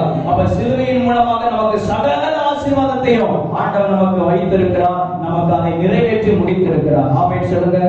ஆமென், அல்லேலூயா. இந்த வாரம் ஆமென் ஸ்தோத்திரம். இந்த வாரம் திங்கட்கிழமையிலிருந்து நாம் தியானித்து வருகிறோம். சிலுவையின் மூலமாக நமக்கு கிடைத்த ஆசீர்வாதம், இயேசு கிறிஸ்து சிலுவையில் மரித்ததன் மூலமாக நாம் பெற்றுக்கொண்டதன் ஆசீர்வாதம் என்னன்னு சொல்லி நம்ம ஏராளமான காரியங்களை தியானிப்பதற்கு ஆண்டவர் உதவி செய்தார். இன்றைக்கும் இந்த நேரத்திலையும் எல்லா காரியத்தையும் நம்ம தியானிக்க முடியாது. ஒரு வசனத்தை மட்டும் நம்ம வாசிப்போம். கலாத்தியருக்கு எழுதின நிருபம் 3வது அதிகாரம் 13வது வசனத்தை வாசியுங்கள். இந்த ரெண்டு வசனத்தை மட்டும் நாம தியானிப்போம். 13, 14 இந்த ரெண்டு வசனத்தை மட்டும் நம்ம தியானித்து நாம் முடிப்போமாக. கலாத்தியர் 3:13. மரத்திலே தூக்கப்பட்ட எவனும் சபிக்கப்பட்டவன் என்று எழுதியிருக்கிறபடி கிறிஸ்து நமக்காக சாபமாகி நியாயப்பிரமாணத்தின் சாபத்திற்கு நம்மை நீங்களாக்கி மீட்டுக் கொண்டார். நியாயப்பிரமாணத்தின் சாபத்திற்கு நம்மை நீங்களாக்கி மீட்டுக் கொண்டார். ஆமென் சொல்லுங்க. ஆமென், ஹல்லேலூயா. இயேசு கிறிஸ்துவினுடைய சிலுவையின் மூலமாக நமக்கு கிடைத்த ஆசீர்வாதங்கள் எண்ணற்றது, அது ஏராளமானது. அதில் இங்கே வசனம் சொல்கிறது, அவருடைய சிலுவையின் மூலமாக, அவர் சிலுவை மரத்திலே தூக்கப்பட்டது நிமித்தமாக நியாயப்பிரமாணத்தின் சாபத்திற்கு நீங்கள் நானும் விலக்கி மீட்கப்பட்டிருக்கிறோம். அல்லேலூயா, ஹல்லேலூயா. 5 விதமான சாபங்கள் இருக்குது. மொத்தம் நம்மளை சுற்றிலும் 5 விதமான சாபங்கள் இருக்குது. 1, ஆதாமின் பாவத்தினாலே உண்டான சாபம். ஆதியாகமம் 3:16-17 இருக்குது. ஆதாமின் பாவத்தினாலே, இது கீழ்ப்படியாமல் போனது நிமித்தமாக வந்த சாபம். அல்லேலூயா. கீழ்ப்படியாமையினால என்ன வரும் சொல்லுங்க? கீழ்ப்படியாமையினால என்ன வந்துரும்? உங்களுக்கு சொல்றதா எனக்கும். கீழ்ப்படியாமையினால என்ன வரும்? சாபம் வரும். கர்த்தருடைய வசனத்துக்கு கீழ்ப்படியலனா என்ன வரும்? அதற்கு தான் உபாகமத்தின் புஸ்தகத்துல 28வது அதிகாரத்துல 14வது வசனத்திலிருந்து ஏராளமான ஒரு சாப லிஸ்ட் இருக்குது. என் வார்த்தைக்கு நீங்கள் கீழ்ப்படியாமல் போனால், கட்டளைகளுக்கு கீழ்ப்படியாமல் போனால் இந்த சாபங்கள் எல்லாம் உங்க மேல வரும் அப்படின்னு அங்க வேதத்துல சொல்லப்பட்டிருக்குது. அப்ப கீழ்ப்படியாமையினால என்ன வரும்? சாபம் வரும். 2வது, யாத்திராகமம் 20வது அதிகாரம் 5வது வசனத்திலே நம்முடைய முற்பிதாக்களின் பாவத்தினாலே உண்டானதான சாபம். முற்பிதாக்களின் பாவம்னா என்னங்க சொல்லுங்க? முற்பிதாக்களின் பாவம்னா என்னது? நம்முடைய தாய் தகப்பனார், நம்முடைய தாத்தா பாட்டி, பாட்டன் பூட்டன், அவங்களுடைய தப்பிதத்தின் நிமித்தமாக, அவர்களுடைய காலகட்டத்திலே அவர்கள் செய்த தவறுகளின் நிமித்தமாக, பொல்லாத கிரியைகளின் நிமித்தமாக அந்த சாபம் எங்கேயும் தொடரும். எங்கேயும் தொடரும். அந்த சந்ததியே என்ன செய்யும்? தொடரும். அந்த பாவத்தை 4ஆம் 5ஆம் தலைமுறை மட்டும் நான் என்ன செய்வேன்? விசாரிப்பேன்னு வசனம் இருக்கிறது. அப்போ முற்பிதாக்களின் பாவ கிரிகளின் நிமித்தமாக அவங்க பாவம் செஞ்சாங்கன்னா நான் என்னங்க செய்ய முடியும்? ஆனால் அந்த சாபம் என்ன செய்யும்? தொடர்ந்து வரும். அல்லேலூயா. தொடர்ந்து வரும்னா நான் எதுக்கு கிறிஸ்துவை பின்பற்றணும், நான் எதுக்கு ஆண்டவரை ஆராதிக்கணும்? அதுக்கு தான் இந்த வசனங்கள், இந்த காரியத்தை தியானிச்சுட்டு இருக்கிறோம். எதற்கு நாம் ஆண்டவரை ஆராதிக்கணும், எதற்கு ஆண்டவர் இயேசு கிறிஸ்து சிலுவையிலே மரித்தார்? முற்பிதாக்களின் பாவக்கிரியைகள் நிமித்தமாக சாபம் நம்ம என்ன செய்யும்? தொடர்ந்து வரும். அல்லேலூயா. கலாத்தியர்கள் நிருபம் 3வது அதிகாரம் 10வது வசனத்தில் வாசிக்கப்படுது, நியாயப்பிரமாணத்தை கைக்கொள்ளாததினாலே உண்டான சாபம் என்று சொல்லப்பட்டிருக்கிறது. நியாயப்பிரமாணத்தை கைக்கொள்ளலனா சாபம். நமக்கு இன்னைக்கு நியாயப்பிரமாணங்கள் அது அந்த பாரசுமை நமக்கு கொடுக்கப்படவில்லை, யூதர்களுக்கு கொடுக்கப்பட்டிருந்தது ஏராளமான நியாயப்பிரமாணங்கள். அதை கைக்கொள்ளலனா சாபம். 4வது ஆதியாகமம் 4வது அதிகாரம் 11வது வசனத்துல நமது பாவத்தினாலே உண்டான சாபம். நம்முடைய பாவத்தினால நம்ம தப்பு செய்தோம்னா, நம்ம கீழ்ப்படியாமல் நம்ம ஆண்டவருக்கு விரோதமான காரியத்தை செய்தோம் அப்படின்னு சொன்னா சாபம் வரும். 5வது காரியம் நியாயாதிபதிகள் 9வது அதிகாரம் 57வது வசனத்திலே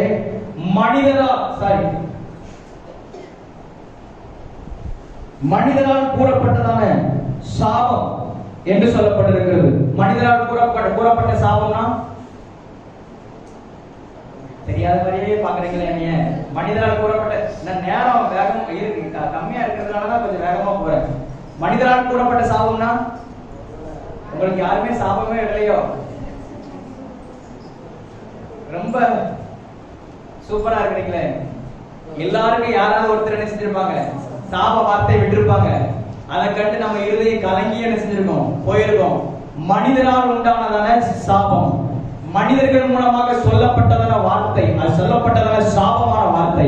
இத்தனை சாபங்களும் இருக்கிறது நம்மை சுற்றிலும். எத்தனை சாபம் இருக்குது? 5 விதமான சாபங்கள் இருக்கிறது. ஆனால் ஒன்று தெரியும், கொலோசியர் 2வது அதிகாரம் 12வது வசனத்திலிருந்து 16வது வசனம் வரைக்கும் வாசிக்கும் பொழுது இந்த சாபங்களை எல்லாவற்றையும் முறியடிப்பதற்காகத்தான் இயேசு கிறிஸ்து நமக்காக கல்வாரி சிலுவையிலே அவர் அறையப்பட்டார். அல்லேலூயா. அவர் நமக்காக ரத்தம் சிந்தப்பட்டார். இந்த 5 விதமான சாபமும் நம்மை சுற்றிலும் இருந்தாலும் இயேசு கிறிஸ்துவினுடைய கல்வாரிக்கு முன்பதாக அவைகள் எல்லாம் ஒன்றுமில்லாமல் போகும். அவன் ஸ்தோத்திரம். நமக்கு விரோதமாக எழுதப்பட்ட கையெழுத்தாக இருந்தாலும் சரி, நமக்கு விரோதமாக உருவாக்கப்பட்ட ஆயுதங்களாக இருந்தாலும் சரி, நமக்கு விரோதமாக எழுப்பப்பட்டதான என்ன காரியமானாலும், பில்லி சூனியமாக இருந்தாலும், மாந்திரிக கிரியைகளாக இருந்தாலும், அது என்ன விதமான கிரியைகளாக இருந்தாலும், அவருடைய கல்வாரிக்கு முன்பதாக அது எல்லாம் அது உடைக்கப்பட்டு அது தகர்க்கப்பட்டு போகும் என்று சொல்லப்பட்டிருக்கிறது. விசுவாசித்தவர்கள் என்ன சத்தமாய் கரங்களை தட்டி ஹல்லேலூயா. அந்த 5 சாபமும் என்ன ஒன்று செய்ய முடியாது. அந்த 5 சாபங்களும் என்ன ஒன்று மேற்கொள்ள முடியாது. காரணம், நான் அவருடைய ரத்தத்துக்குள்ளே மறைந்திருக்கிறேன். காரணம், நான் அவருடைய பாதுகாப்புக்குள்ளே இருக்கிறேன். எனக்காக ஒருவர் மரித்திருக்கிறார், எனக்காக ஒருவர் ரத்தம் சிந்தியிருக்கிறார். அந்த ரத்தத்தின் வல்லமை அவன் எனக்கு விரோதமாக இருக்கிற இந்த சாபம் ஒன்று என்னை மேற்கொள்ள முடியாது. ஆமென். ஹல்லேலூயா. ஹல்லேலூயா. நாம் கிறிஸ்துவுக்கு வெளியே இருந்தோம் அப்படியானால் இந்த சாபம்னா நம்ம மேல என்ன செய்யும்? படிக்கும். நாம் அவருடைய பாதுகாப்பிற்குள்ளே, அவருடைய ரத்தத்துக்குள்ளே நாம் மறைந்திருப்போமாயானால், அவருடைய சமூகத்தில் இருப்போமாயானால், இதை 100% நான் சொல்ல முடியும். இதுல துளியளவு சந்தேகம் இல்லாமல் சொல்ல முடியும். இந்த சாபம் ஒன்றும் நம்மை மேற்கொள்ள முடியாது, நம்முடைய தலைமுறைகளை மேற்கொள்ள முடியாது. அல்லேலூயா. வசனம் சொல்கிறது, தேவனிடத்தில் அன்பு கூறுகிறவர்களுக்கு 1000 தலைமுறை மட்டும் நான் என்ன செய்வேன்? சத்தமா சொல்லுங்க, நான் இரக்கத்தை செய்வேன். அல்லேலூயா. இன்னைக்கு நீங்களும் நானும் அவருடைய ரத்தத்துக்குள்ள மறைந்திருந்தோம்னா நம்ம சந்ததிக்கே ஆண்டவர் ஒரு பாதுகாப்பை தருகிறார். அது 1000 தலைமுறை ஆனாலும் ஆண்டவர் இரக்கத்தை கட்டளையிடுகிற தேவனாக இருக்கிறார். அல்லேலூயா. அல்லேலூயா. ஆக இந்த சாப கிரியைகள், ஒருவேளை இந்த காரியத்தெல்லாம் குறித்து யாரும் என்ன செஞ்சிடக்கூடாது, பயந்துடக்கூடாது. இந்த சாபம் ஒருவேளை என் குடும்பத்துல இருக்குமோ, இந்த பிரச்சனைகளுக்கு காரணம் இந்த சாபம் தான் இருக்குமோ, இப்படி பயந்தீங்கன்னா இந்த ஆண்டவர் மேல விசுவாசம் இல்லைன்னு தான் அர்த்தம். சிலுவையை நம்ம நம்பலன்னு அர்த்தம். எனக்காக இயேசு கிறிஸ்து ரத்தம் சிந்தினார் என்று நாம் விசுவாசிக்கலன்னு அர்த்தம். அல்லேலூயா. உண்மையிலேயே எனக்காக ஒருவர் சிலுவையில மரித்திருக்கிறார், ஆனால் இந்த சாப கிரியைகள் ஒன்று என்னை சேதப்படுத்துவது இல்லை என்பதை நீங்க விசுவாசிப்பீங்கன்னா உங்க வாழ்க்கையில, என்னுடைய வாழ்க்கையில தேவனுடைய அற்புதத்தை நான் பார்க்க முடியும். அல்லேலூயா. அல்லேலூயா. இன்னைக்கு இந்த காரியத்துல ஒரு தீர்மானம் பண்ணுங்க. அதனால ஐயோ அவங்க இப்படி சொல்லிட்டாங்களே, என்னமோ ஆயிருமோ, என்னமோ ஆயிருமோ, என்னமோ ஆயிரும்னா 1000 எனக்காக ஒருவர் அவர் அவ்வளவு பாடுகளை ஏற்றுக்கொண்டு அவ்வளவு வேதனைகளை சகித்துக் கொண்டு மரித்திருக்கிறார். ஆனால் இந்த சாபம் ஒன்றும் என்னை மேற்கொள்ள முடியவே முடியாது. அல்லேலூயா. வீட்டுல வேணா ஒரு பேப்பர்ல எழுதி எங்கேயாவது உங்க கண் பார்க்க எழுதி ஒட்டிருங்க. என்னத்தை எழுதணும்? இந்த பாவத்தினால் உண்டான சாபம், முற்பிதாக்களினால் உண்டான சாபம், நியாயப்பிரமாணத்தை கைக்கொள்ளாதனால உண்டான சாபம், மனுஷனால கூறப்பட்ட சாபம், நமது பாவத்தினால நம்ம தப்பு பண்ணிருக்கிறோமா இல்லையா? யார் ஒருத்தர் பரிசுத்தவான்கள் கிடையாது. ஆனால் நம்முடைய பாவத்தின் நிமித்தமாக சாபங்கள் வரும். இந்த சாப கிரியைகள் எல்லாம் சிலுவைக்கு முன்பதாக ஒன்றுமே இல்லை. அல்லேலூயா. ஆமென், ஸ்தோத்திரம். இதை மறந்துடக்கூடாது. ஆமென், ஸ்தோத்திரம். ஆண்டவர் இயேசு கிறிஸ்து கல்வாரி சிலுவையிலே எல்லாவற்றையும் அவன் முறியடித்தார், ஜெயித்து விட்டார். ஆமென் சொல்லுங்க. ஆமென். 14வது வசனத்தை வாசிங்க. 14வது வசனம். நமக்கு எதிரிடையாக இல்ல கலாத்தியர் 3:14.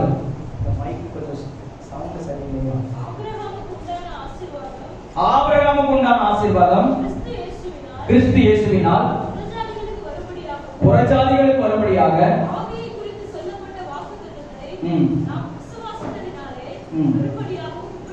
போதும். இங்க பாருங்க, இப்போ இந்த சப்ஜெக்ட்ல வந்துருங்க. ஆபிரகாமுக்கு உண்டான ஆசீர்வாதம் கிறிஸ்து இயேசுவின் மூலமாக புறஜாதிகள்னா நீங்கள் நான் புறஜாதிகள். ஆபிரகாமுக்கு உண்டான ஆசீர்வாதம் புறஜாதிகளாய் இருக்கிறதான உங்களுக்கும் எனக்கும் கிறிஸ்துவின் மூலமாக என்ன செய்கிறதா? வருகிறதா? அல்லேலூயா. ஆமென், ஸ்தோத்திரம். ஆபிரகாமுடைய ஆசீர்வாதம் என்ன? நான் அத ஒரு வேகமான லிஸ்ட வாசிக்கிறேன். ஆதியாகமம் 12வது அதிகாரம் 1வது வசனத்துல நாம் ஆசீர்வாதமாய் இருப்பது, 12:3 மற்றவர்களுக்கு ஆசீர்வாதமாக இருப்பது, ஆதியாகமம் 17:14 மனைவிக்குரிய ஆசீர்வாதம், 17:20 பிள்ளைகளுக்குரிய ஆசீர்வாதம், அதாவது சந்ததிக்குரிய ஆசீர்வாதம், 13:6 ஆஸ்தி ஐஸ்வர்யத்தினால உண்டான ஆசீர்வாதம், 14வது அதிகாரம் 19:20 சத்துருக்களை நம்முடைய கையிலே ஒப்புக் கொடுக்கிற ஆசீர்வாதம், லூக்கா 16:22 ஆபிரகாம் அடி என்று சொல்லப்படுகிறது பரலோகத்தையே நமக்கு உரிமையாக்குகிற ஆசீர்வாதம். அல்லேலூயா. கிட்டத்தட்ட 7 ஆசீர்வாதங்கள், ஆபிரகாமுடைய ஆசீர்வாதங்கள் 7 ஆசீர்வாதத்தை சொல்லியிருக்கிறேன். எத்தனை பேர் நீங்க குறிச்சீங்களோ தெரியல. இந்த ஆபிரகாமுக்கு உண்டான இந்த பரிபூர்ணமான ஆசீர்வாதம் கிறிஸ்து இயேசுவின் மூலமாக நமக்கு உண்டாகி இருக்கிறது. எத்தனை பேர் விசுவாசிக்கிறீங்க? ஆமென், ஹல்லேலூயா. அதனால நான் ஓட்டாண்டியா இருக்கிறேன், நான் ஒண்ணு இல்ல, எனக்கு திராணி கிடையாது, நான் முடியாது, நான் இப்படி கஷ்டப்பட்டு இருக்கிறேன் அப்படி யாரும் ஒருத்தர் சொல்லக்கூடாது. ஆபிரகாமுடைய ஆசீர்வாதங்கள் கிறிஸ்து இயேசுவின் மூலமாக நமக்கு உண்டாகி இருக்கிறது. ஹல்லேலூயா. அத்தனை ஆசீர்வாதங்களும் எனக்கே உரியது. எத்தனை பேர் ஆமென் சொல்றீங்க? ஆமென், ஹல்லேலூயா. வசனம் அதைத்தான் சொல்லுகிறது. ஆபிரகாமுக்கு உண்டான ஆசீர்வாதங்கள் கிறிஸ்து இயேசுவின் மூலமாக, அதாவது சிலுவையின் மூலமாக உங்களுக்கு எனக்கு என்ன செஞ்சிருக்குது? கிடைத்திருக்கிறது. ஹல்லேலூயா, ஹல்லேலூயா. ஆமென், ஸ்தோத்திரம். இங்கே நான் பார்க்கும் பொழுது ஆதியாகமம் 12வது அதிகாரம் 1வது வசனத்திலிருந்து ஆபிரகாமுக்கு சில ஆசீர்வாதங்களை அங்கே ஆண்டவராகிய தேவன் கட்டளையிடுகிறார். இப்படி எல்லாம் நான் உன்னை ஆசீர்வதிப்பப்பா, இப்படி எல்லாம் நீ இருப்ப, பூமியில் உள்ள வம்சங்கள் எல்லாம் உனக்குள்ளும் உன் சந்ததிக்குள்ளும் ஆசீர்வதிக்கப்பட்டிருக்கும். நிறைய ஆசீர்வாதங்கள் இங்கே சொல்லப்பட்டிருக்கிறது. இந்த ஆசீர்வாதங்களை எப்பொழுது இந்த ஆபிரகாம் பெற்றுக்கொண்டான் அப்படின்னு நம்ம பார்த்தோம்னு சொன்னா ஆதியாகமம் 22வது அதிகாரம். மறுபடியும் என்னுடைய மனதில் தோணுது, யாருக்காவது அப்படி காஃபி குடிக்கணும் கூட தோணுதா? படப்பட பார்த்துக்கூடாது. ஏன் இதை கேட்கிறேன்னா, இந்த வசனத்தினுடைய ஆசீர்வாதம் நமக்கு வேணும். அல்லேலூயா. இன்னைக்கு ஒரு நாள் தானே, கொஞ்சம் ஒரு 10 நிமிஷத்துல நான் முடிக்க பார்க்கிறேன். ஆதியாகமம் 22வது அதிகாரம் 13வது வசனம். ஆபிரகாம் வாசிங்க.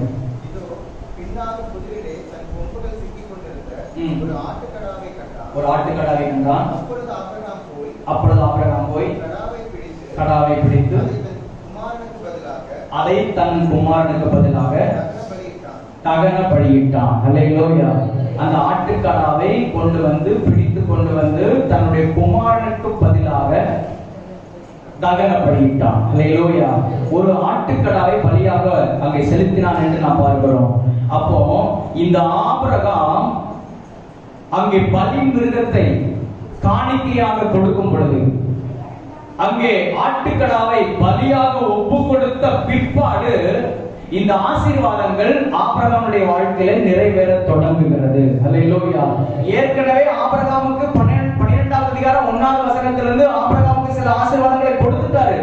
ஆனால் இந்த ஆசீர்வாதங்கள் எப்பொழுது அவனுடைய வாழ்க்கையில செயல்பட தொடங்குகிறது அப்படின்னு சொன்னா, இந்த ஆபிரகாம் என்னைக்கு பலி செலுத்தினானோ, எப்பொழுது பலி செலுத்தினானோ அதை தொடர்ந்து இந்த ஆண்டவருடைய ஆசீர்வாதங்கள், சொல்லப்பட்ட வாக்குத்தத்தங்கள், ஆசீர்வாதங்கள் அவருடைய வாழ்க்கையில நிறைவேற தொடங்குகிறது. அல்லேலூயா.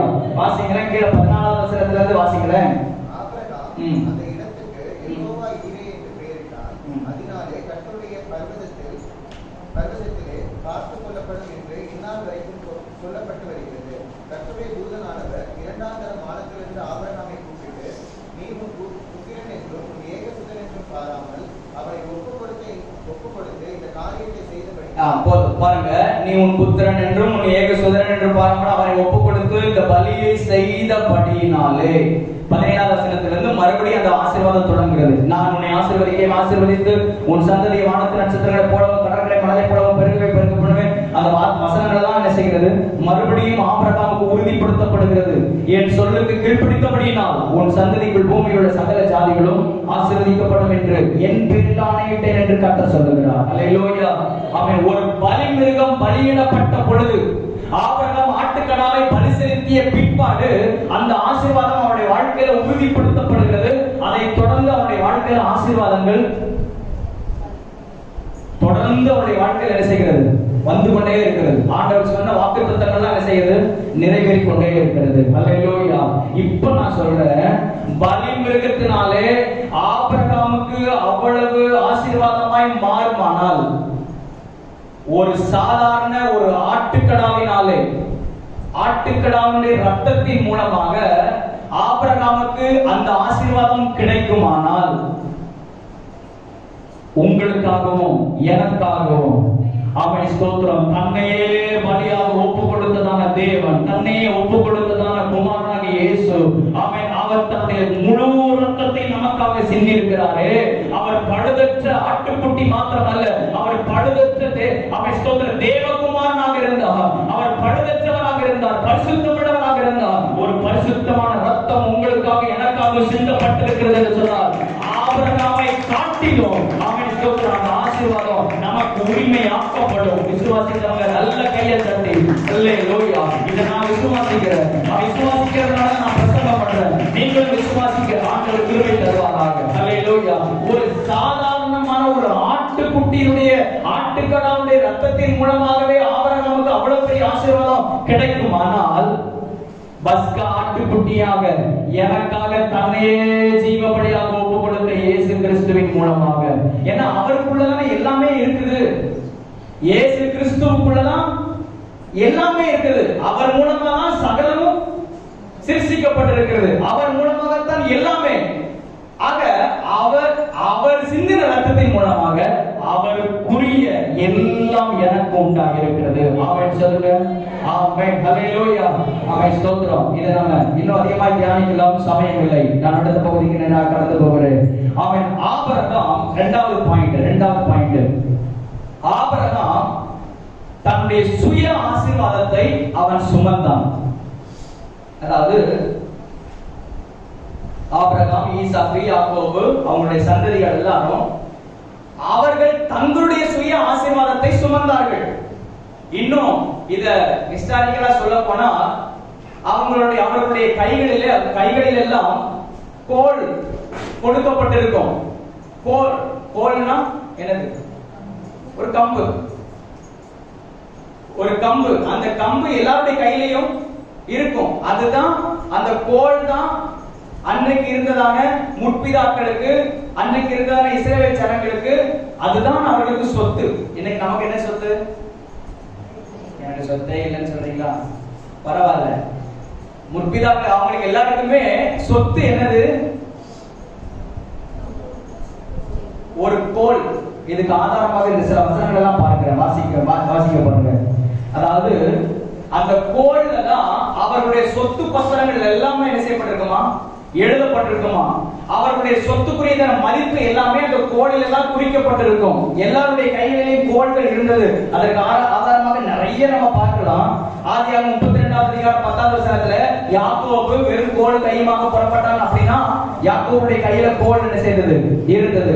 ஆதியாகமம் 38:10வது வசனத்திலே நான் பார்க்கும் பொழுது அடைமானமாக ஒருத்தங்களுக்கு கொடுக்கும் பொழுது அங்க என்னத்தெல்லாம் கொடுக்குறாங்க? முத்திரை மோதிரத்தை கொடுக்குறாங்க, ஆரத்தை கொடுக்குறாங்க, ஒரு கோலையும் என்ன செய்யறாங்க? கொடுக்குறாங்க. எதை கொடுக்குறாங்க? அடைமானமா கொடுக்கிறதுக்கு எதை கொடுக்குறாங்க? அது முக்கியமா என்ன வருது? கோல். அப்ப எவ்வளவு இம்பார்ட்டன்ட் இருக்குதுன்னு பாருங்க. அந்த கோல்ல தான் சொத்து பத்திரம் எல்லாமே என்ன செய்யுது இருக்குது. சொத்துக்குரிய மதிப்பு எல்லாமே இருக்குது. தாவீது பாருங்க, தாவீது என்ன வச்சிருந்தாரு? கோல் வச்சிருந்தாரு. அதனாலதான் தாவீது ஆண்டவரை பார்த்து சொல்றாரு, உமது கோலும் உமது தடியும் என்னை தேற்றும். அல்லேலூயா. மோசே கையில என்ன இருந்துச்சு? கோல் இருந்துச்சு. ஆரோனுடைய கையில என்ன இருந்துச்சு? இதெல்லாம் வசனம் இருக்குது, குறிச்சு வச்சிருக்கிறேன், சமயம் இல்லை. ஆரோனுடைய கையில கோல் இருந்துச்சு. யோனத்தானுடைய கையில என்ன இருந்துச்சு? கோல் இருந்துச்சு. அவன் இப்படி நிறைய நம்ம வாசித்துக் கொண்டே போகலாம். ஒரு வசனத்தை வாசிங்க.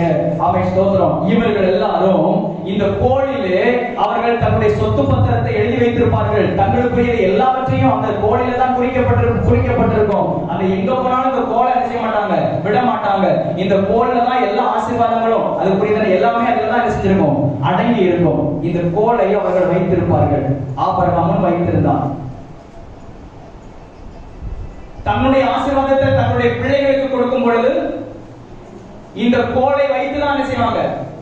பிள்ளைகளுக்கு என்ன செய்வாங்க? கொடுப்பார்கள். அதற்கு உதாரணமாக ஒரு வசனம் வாசிங்க. எபிரேயர் எழுதியிருக்கோம் 11வது அதிகாரம் 21வது வசனத்திலே யாக்கோபு அந்த காரியத்தை செய்தாரு. யாக்கோபு தன்னுடைய பிள்ளைகளை தான் ஆசீர்வதிப்பதற்கு, அதில் குறிப்பாக யோசேப்பினுடைய பிள்ளைகளை ஆசீர்வதிப்பதற்கு யாக்கோபு சரி வாசிங்க.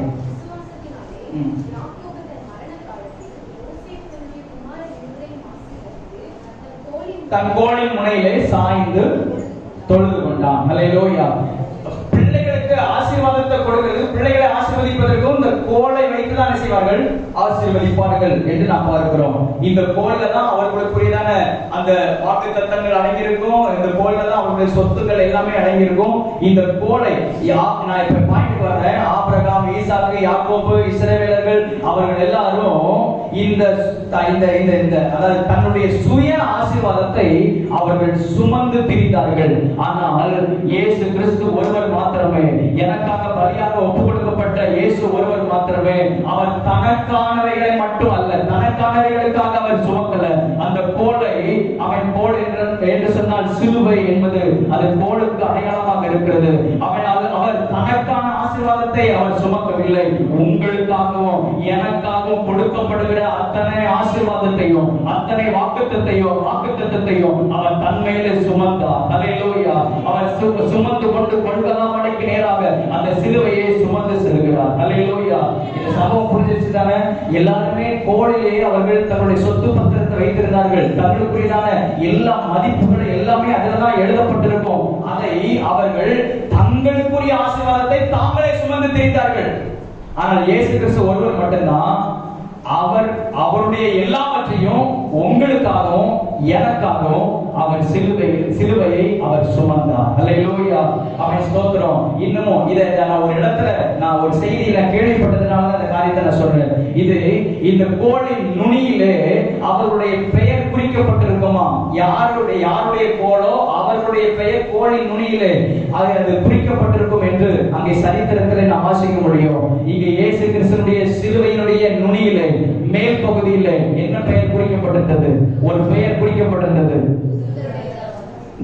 அவர் யூதருடைய ராஜாவாகிய கிறிஸ்து, நசரேயனாகிய இயேசு, யூதருடைய ராஜா என்று அதுல ஒரு வார்த்தை இங்கிலீஷ்ல INRI, அவர் யூதருடைய ராஜா என்று குறிக்கப்பட்டிருந்தது. அல்லேலூயா. அவன் ஸ்தோத்திரம். பிலாத்து ஒரு அந்த எழுத்தை எழுதி அந்த சிலுவையின் மேல் பகுதியில கொண்டு போய் வைக்கிறான். இந்த வசனத்தை எடுத்தா வாசிக்கிறேன். மேல் பகுதியில கொண்டு போய் வைக்கிறான். அதற்கு அங்க இருக்கிற ஒருத்தர் சொல்றான், இல்ல அதுல இருக்கிற யூதர்களிலே ஒருவன் சொல்லுகிறான், இவன் தன்னை, அந்த வசனத்தை எடுத்தீங்களா? நான் யூதருக்கு ராஜாவாக இருக்கிறேன் என்று அவன் சொன்னதினாலே இந்த வார்த்தையை எடுத்து விடும் என்று சொல்லி அவன் சொல்லுகிறான். வசனத்தை திருப்பதற்கு சமயம் இல்லை.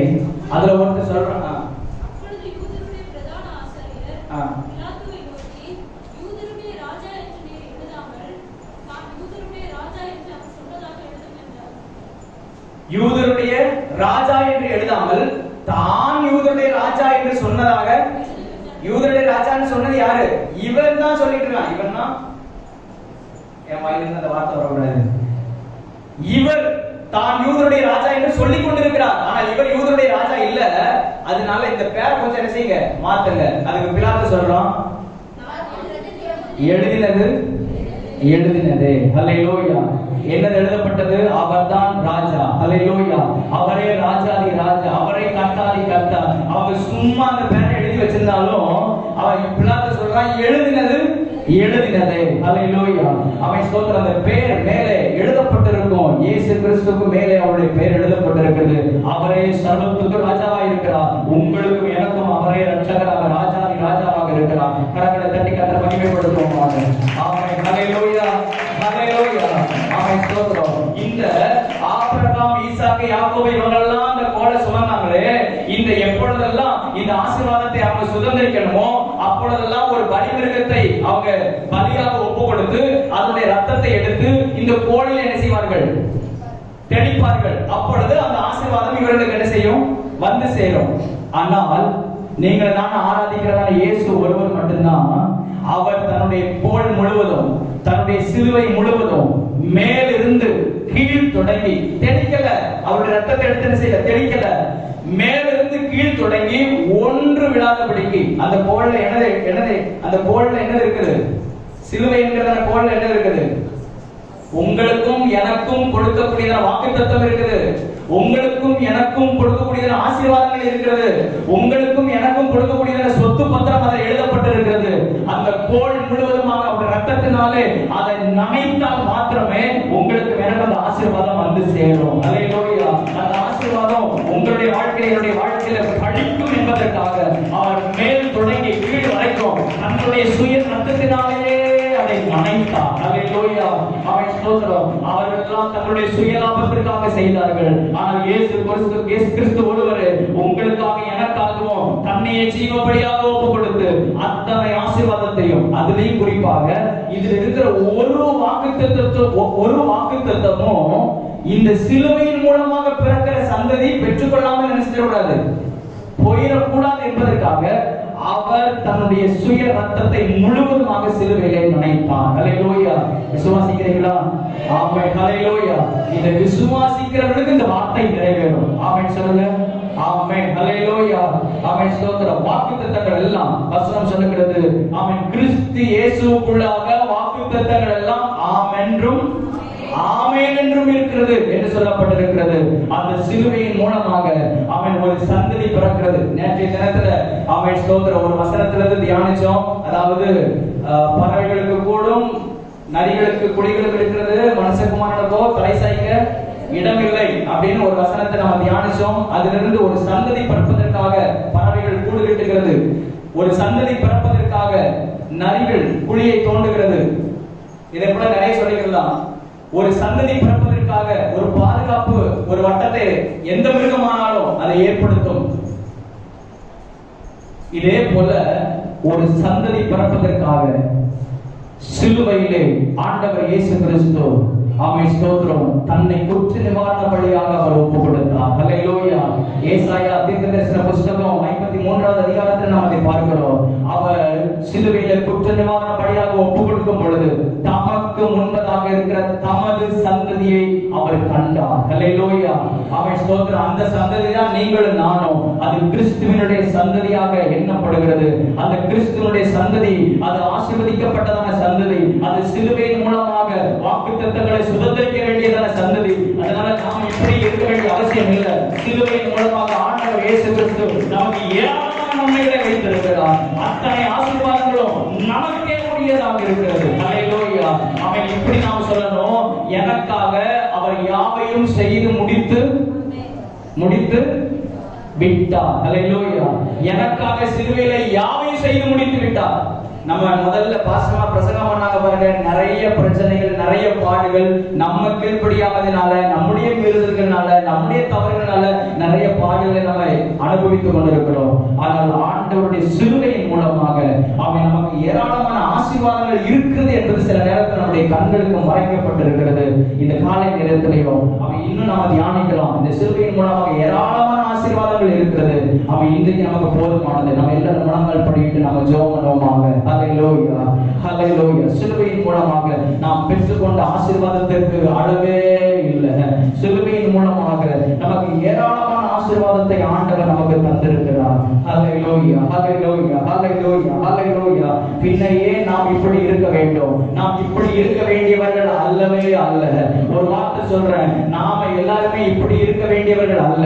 அவன் ஸ்தோத்திரம், உன்னதத்துக்கு ஏறி போகக்கூடியவர்கள், அவன் பிதாவோடு கூட அவன் சிங்காசனத்திலே அமர வேண்டியவர்கள், அவருடைய சமூகத்திலே நாம் இருக்க வேண்டியவர்கள். ஹல்லேலூயா.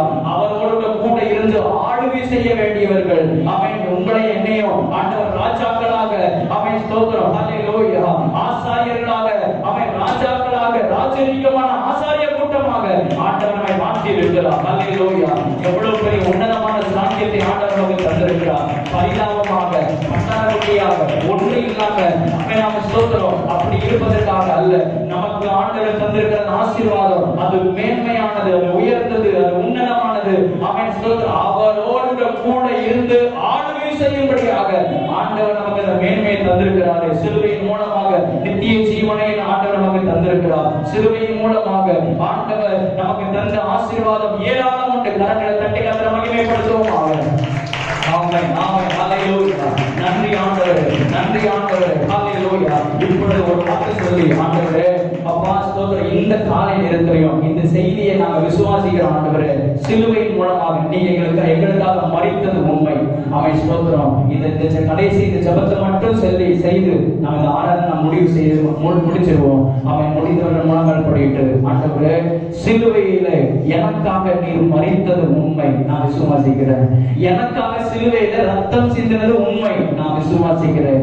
எனக்காக நீர் எல்லா தியாக பலியையும் குற்ற நிவாரண பலியாக ஒப்பு கொடுத்தது உண்மை, நான் விசுவாசிக்கிறேன். ஆண்டவரே, எனக்காகத்தான் நீர் இந்த பூமிக்கு வந்தீங்க என்பதை நான் விசுவாசிக்கிறேன். இப்போ நான் உன்னை கூடுதலாக விசுவாசிக்கிறேன்.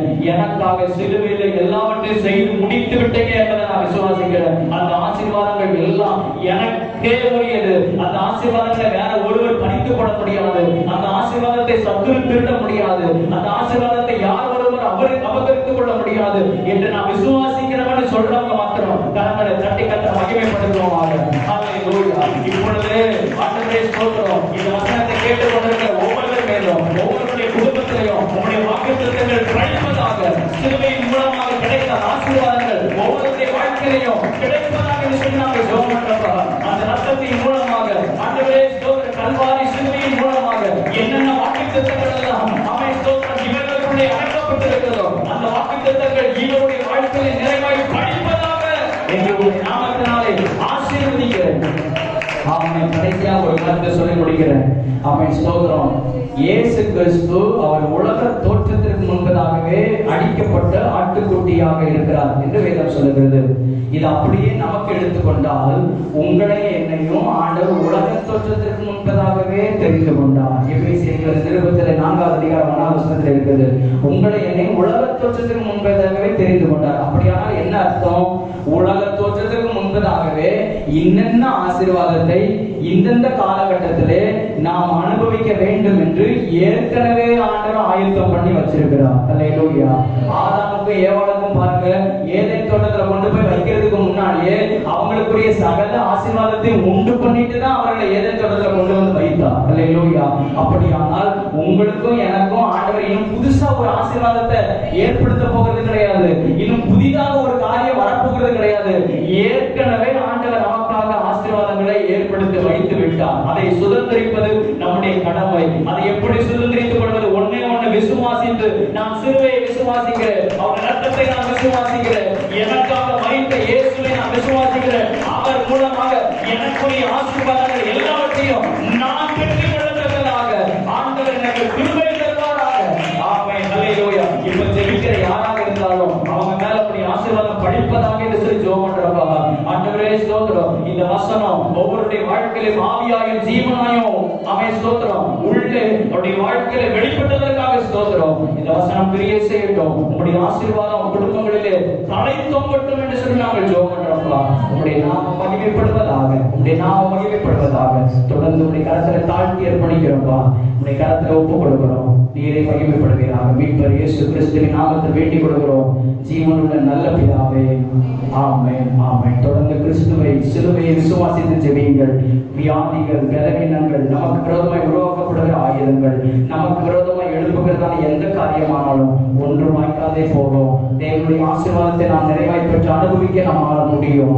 ஆண்டவர் நமக்கு கிருபை தருவாராக. ஒவ்வொருவரையும் ஆண்டவருடைய நாமத்தினாலே ஆசீர்வதிக்கிற இயேசுவின் நாமத்தில் பிதாவே.